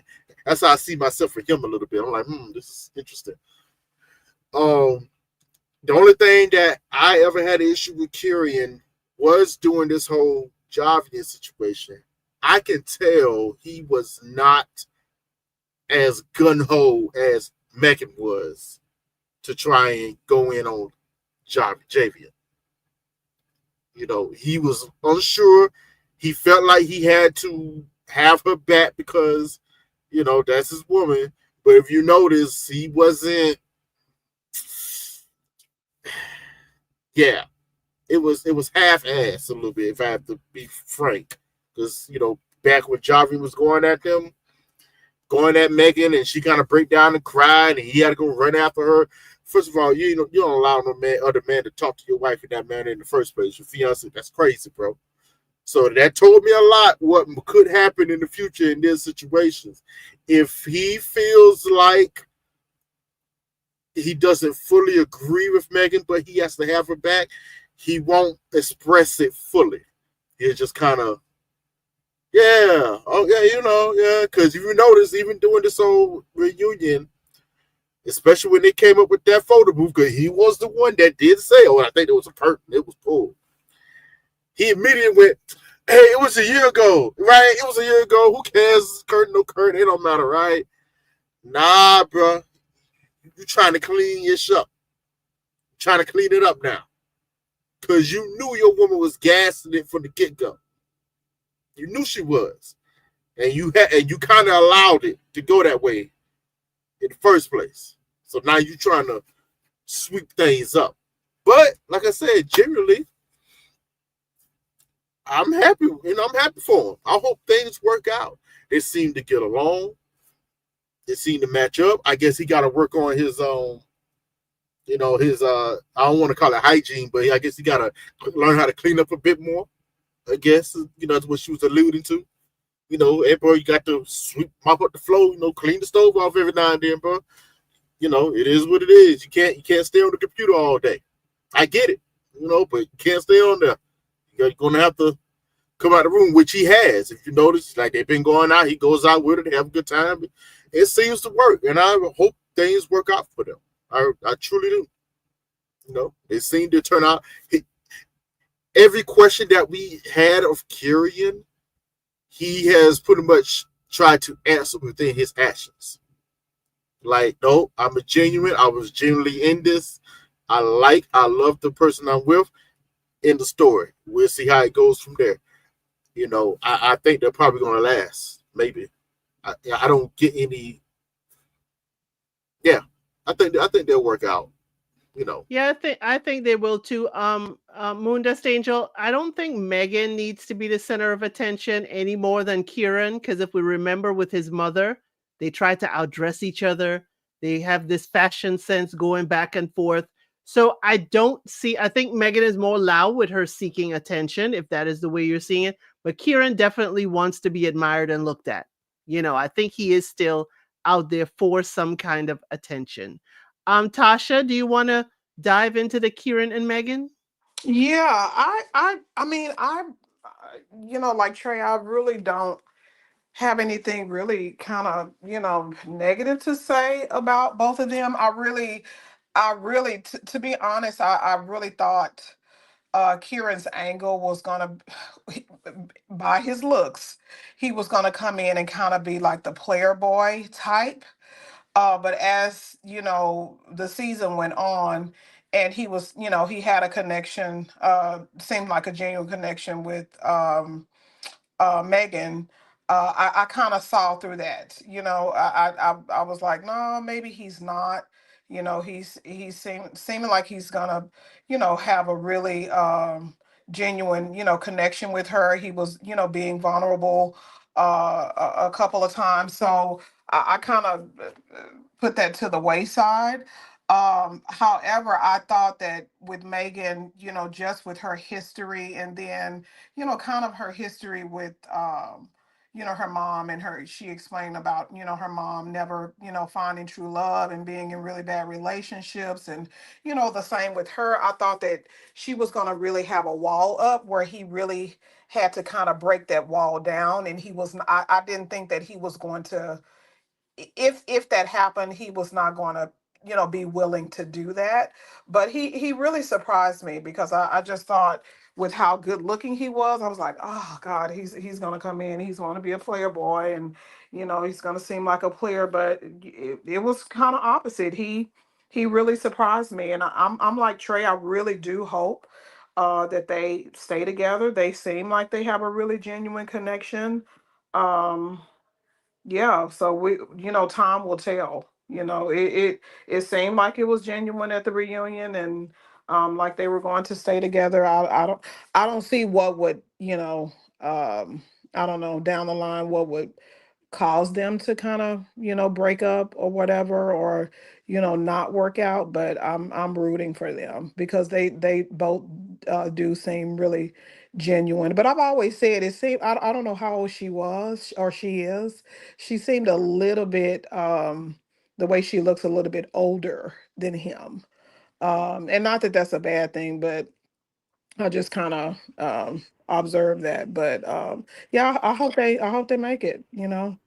I think they put her age at like 28 or something Oh, okay. on the Yeah, show. she I looks think a I little don't remember older though. for. Yeah, she looks older for her age though. So, but yeah, I hope they make it. You never can tell with these shows, these reality shows. But the two couples that last season they had on the show at the reunion, they have lasted, which was nice to see. So hopefully they do. Fingers crossed with them. Right, as you said, we saw Nicole and Benaya. They are still going very strong, Yes. traveling the world. Yep. And we also saw that Jasmine and Bobby are expecting a baby boy. Yep. So, wonderful things that Bobby said about his wife. Men, take note when your wife is feeling like, she has expanded twofold, like a double wide, because she is carrying. These are the type of compliments that you need to make. Okay. If you need to Right. write it down, go watch the reunion and write it down. Um, That's it. Ari, if you You are hear not choking and laughing, do you want to give your thoughts on Kieran and Megan? Not really that surprised they said yes and they're still together by the reunion, to be honest. The only thing that I can touch on at the moment that I'm thinking of is why did they is Megan giving him quote unquote treats like he's a Labrador or golden retriever or something, like he's a dog for doing good, doing his chores or something, like doing the household chores. Like, I don't know, because if you have to bribe your man to do what he's supposed to be doing around the house, personally, I think, because I see this all the time on TikTok about women complaining about how they always do all the work and their man never does anything around the house to help them with the household chores that they help make, like the messes that they make and all that stuff. And if she's not really, to me, she's not careful, she's gonna end up 25 years down the road, still married, doing all the household chores and taking care of the kids and possibly even still working. And she's going to be complaining about it on social media, whatever that platform is at the time. That's all the rage. Like the host and So hostesses after, 30 years? uh, possibly. And then next thing you know, uh, she's going to have people all over her comments talking about, well, you either you uh, tell him to step it up and actually commit to it or leave him. And it's going to be like, well, he's not that bad, guys. And I don't know. That's what I kind of foresee, unfortunately, if that continues down the line. But that's the only thing that I have at the moment as far as they go. Trey, you But wanted to talk about the treat situation? Oh, I was going to tell Ari I can halfway explain it. Halfway. This is just personal experience, and I do tend to be a lot more cleaner than most people, but this is just my personal experience explaining this. I have noticed over the decades I've been on this earth that some women I have encountered have what has been what I have called messy clean, and some men tend to be I leave it alone clean. Meaning, if you notice you walk into a man's house, most of the stuff that you see in there, if you come back, say the next week or the next day, it's going to be in the same spot. He's not going to move it. You know what I'm saying? It's going to be there, just right dress. It's not going to move that much. Even if it's a dirty clothes pile, it's going to be the same pile in the same spot near the pamper, whatever. It's not going to be much variation, move around. As long as you dust up regularly, it stays clean. You don't have to do much. A lot of women I have encountered tend to be a little bit messy clean. It's clean, but it might be clothes everywhere. It's clean, but this might be out of order. So now when they actually clean up, it has to go through a whole process. It takes the whole day. I don't have to take a whole day to clean my house. Everything's pretty much stays in the same spot. Or I clean up immediately. The only thing that gets dirty in my house is the kitchen because I'm cooking, and then I clean up right afterwards. And I clean my bathroom regularly as well. That's the only thing I really have to clean up all the time. Everything else is just maintenance. But it's just Ari, I hate to break it to you because we saw it in Boomerang too. Gold star for Marcus. Again, it happens. I hate to say it this way, but there are positive reinforcements you've got to do in relationships. If Kieran wants a gold star, that's their positive reinforcement for stuff to get done. I'm not saying that's ideal. I'm not saying that's what you want.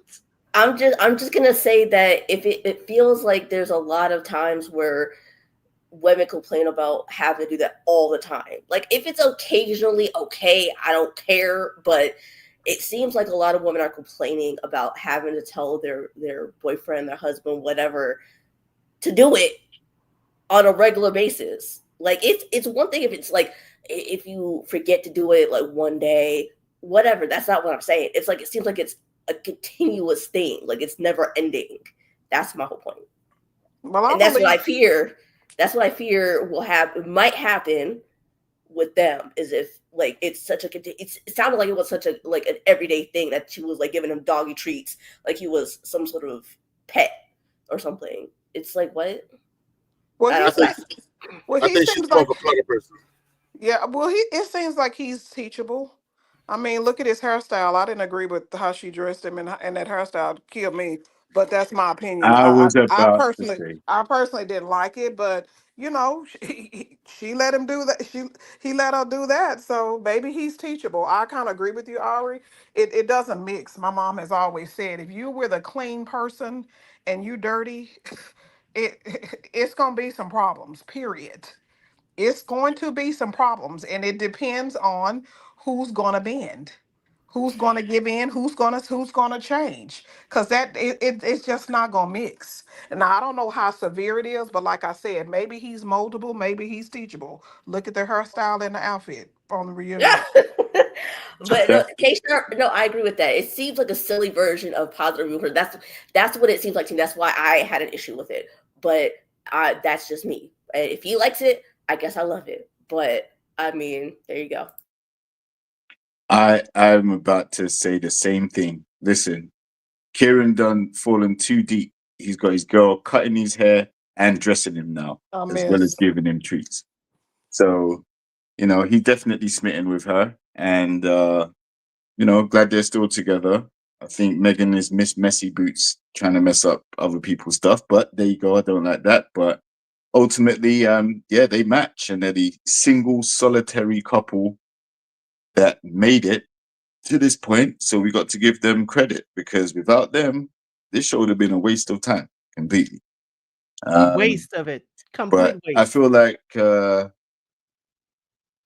there are going to obviously be some things they need to learn about each other. Like she didn't even know what his gaming career was about or anything like that. And she thought he just sat in front of the screen playing video games all day. No, he's a game developer. It's different. Very lucrative industry. So I think they just get on very well. I think he's got her back.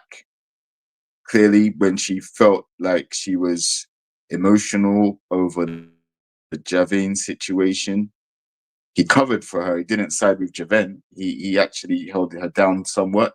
But you can also tell he's non-confrontational. He does not want to be putting out fires and things every single minute. So if Megan is more of that type of person who's opinionated on everything that happens around her, I'm quite sure that that could be a problem in their relationship, because he seems quite, you know, I don't want to get involved in anything. I just want to go to work, love my wife, and all of that stuff. But yeah, for the most part, I'm happy for them. Yo, what was Kirian's count outfit? What was that? I was so confused when I was looking at him. Listen, when I saw him, I was like, who has he come dressed as? Exactly, a mess. I didn't Well, get it. remember, DC Like, Garrett it's had a one thing to glow let your up. girl cut your hair, but to let your girl cut your hair in the dark Yes. with a butter knife. Very feminine. And I'm not knocking guys that want to look like that. Please don't get me wrong. But I that was know. not cute on him. That was not cute on him at It was all. weird. It I, looked Yeah. weird. Y'all remember Garrett got dressed, he and Taylor, DC. Yes. Crazy. My sister even hit me up and she was like, Kieran has the worst hairstyle she's ever seen on reality Worse. TV. Look like a little perm. I'm like, what is he doing? as I said, All they did was take the flip and flipped it down. That's all she did was flip And it. Flip sprayed. down. It looked like it had hairspray. Yeah, you know, flipped it down. And Looked like she put the cereal bowl on top and just trimmed around the edges with a not the cereal The one. cow with a cut, nail the clipper. Kaleem cut, the Kaleem cut. No, but as I said in the chat, I didn't even recognize him in the pictures. I was like, "Who is this man? Who is he with?" I was like, "What?" And he looked like he was worse. and he looked like he was going to like a club in like the 80s or 90s. Yes. I was like, "What is this outfit?" I was like, "What?" I don't know. Maybe I'm just weird. I don't know. I'm gonna ask a wild question. I could be wrong. I'm gonna ask a wild question. Was she trying to ugly him up? Right. Agreed. Possibly, because the way he looked, I really thought like, who is this man? Cause I couldn't believe it. I was like, that's Kieran. That's what Motown Investor said. So Yeah. nobody And will also, flirt with him. would she be comfortable with him dressing her? Right. Mm-mm. If he said, "I don't like your hair like that. Let me nice it up a bit. Why don't you go blonde? Why don't you?" Oh God, don't do would that. she have a problem with that? Don't do that. Nah, that's good. That's crazy. Nah, it was very strange because he was dressing fine the whole season. He had to kind of the freshest one out of the whole season. Yeah. So I'm like, Sophie said his jacket didn't look Exactly. well. And now, Why after being with her for all these months, Sophie was mad. His jacket was fine. Sophie was mad because she didn't get chosen, so she got to find something to say.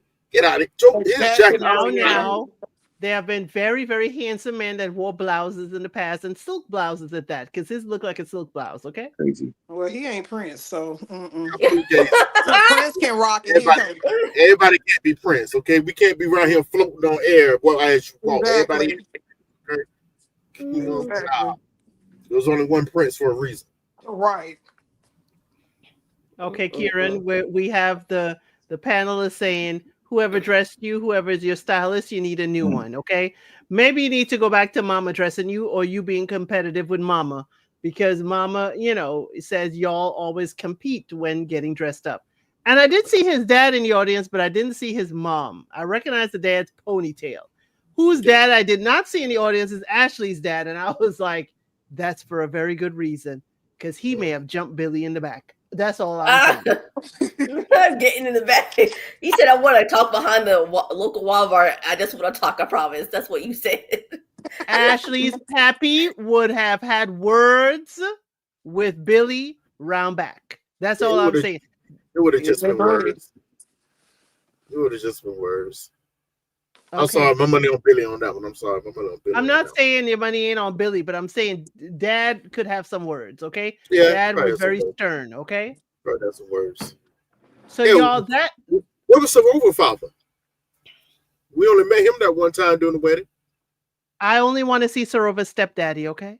That's the only person I want to see. Sarova's stepdaddy, as I said in the reunion, that is a fine looking man who is married to her mother. Married? That is a fine looking man that is married to her mother. Okay. You're not gonna answer my question. You ain't I will see that Sarova's mother has upgraded. Okay. When we talk about you divorce and you are upgraded in the next marriage, that's what we are talking about. Sarova's mama, it paved the way. Yes, I am married, Ari, and I could still look at all God's gifts. Okay. Oh, I know that's right. That's what he gave us eyes to do, honey. Wow. Yes, ma'am. Man, JR, you hear this mess? You let us start talking like this. What? Yeah, I What? hear it. But And Javen y'all would can't say the Javen same. can't God use the gave eyes y'all that he eyes was to given see though. too. Yeah, but I'm not Well, saying this. I'm not saying this to Sorova's stepdaddy. Okay. I'm not saying that to him. I'm saying Mm. that to y'all. Okay. okay, I'm okay, saying that to y'all. we're gonna have to Wow. pause there and like keep So, it keep so it cute, see, keep it mute. see, everybody. Yes, his stepdaddy can get it. I didn't say that. I said he looked fine. Okay, that is a married Relax. man. That's Relax, not any Dahlia. what, Relax. girl. Come on now. So I had relax, to Come Dahlia. on pause. I now. had to look and make sure they both had on wedding bands. That is her stepfather. I understand the difference. I'm now thinking Sorova's mama may have been the one to ask for divorce, but hey, that's just speculation. Okay, that's just speculation on my part. One thing I do want to say is thank you so much, Adawa. Thank you so much for becoming an L citizen, a member. Thank you so much. We had a member live last night, but next week we will have another one, and we will definitely be talking about all kinds of spicy stuff in the membership. It may be kind of late for you. It'll be 8 o'clock Eastern Standard Time, and but I'm going to let the members come up and speak on any of the stories or any of the daters that we talked about. But there are member lives back there for you to see, and I usually give my members my shorts ahead of time. Usually, okay. Hey, thank you so much, L Teddy 27, for showing your support.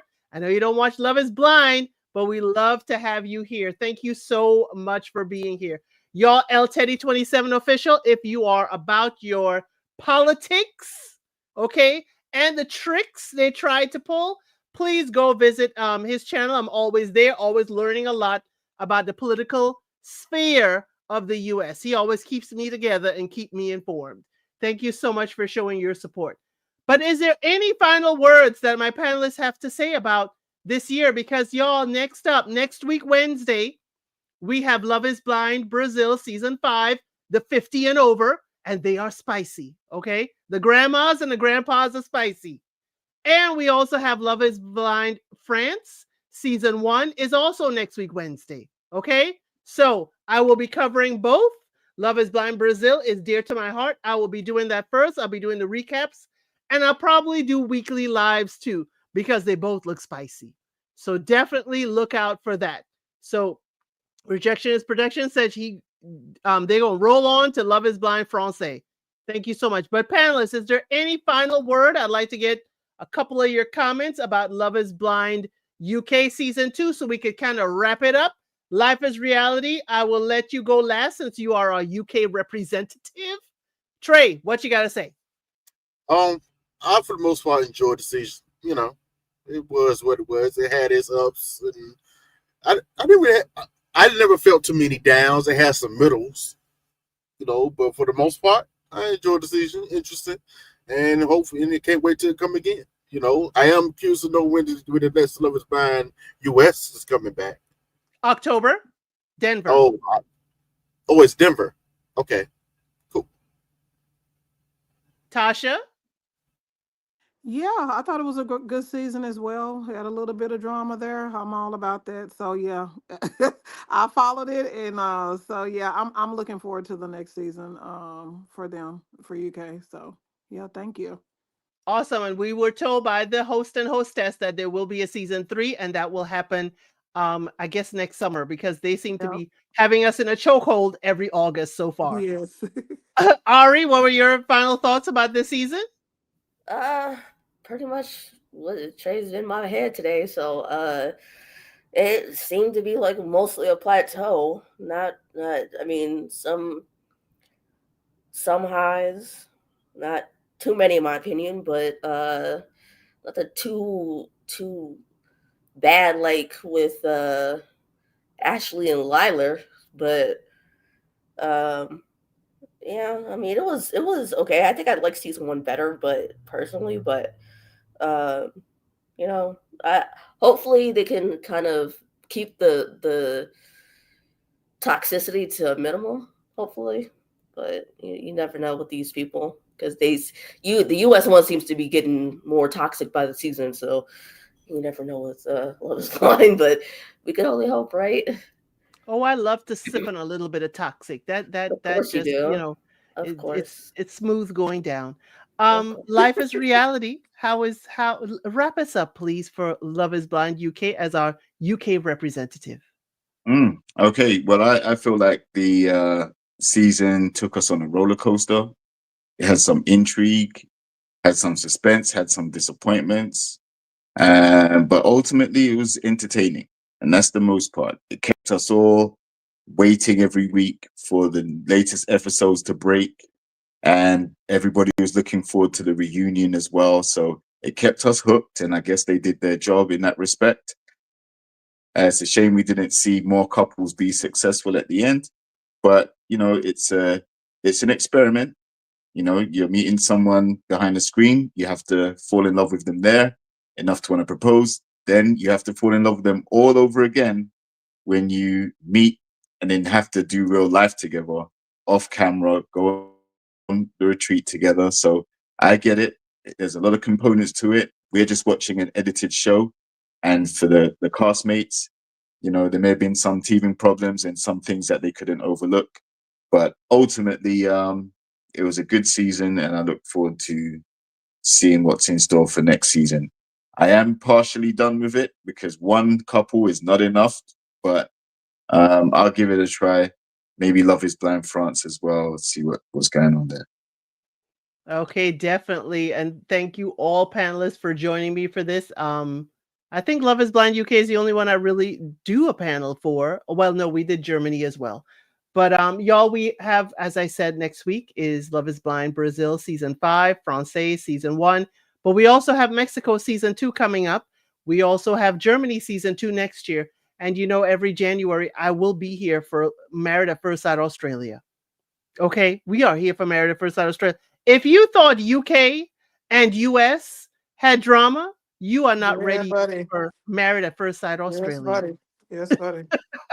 And I do a Love it. weekly live. So if any of my panelists who do watch it wish to join us, JRX, Life is Reality, and I usually do that in January. But thank you, Tasha. Thank you, Trey. Thank you, Ari. Thank you, Life is Reality. And thank you all for being here. I'm glad you were here. I'm glad you enjoyed the season. And I'll see you all on the next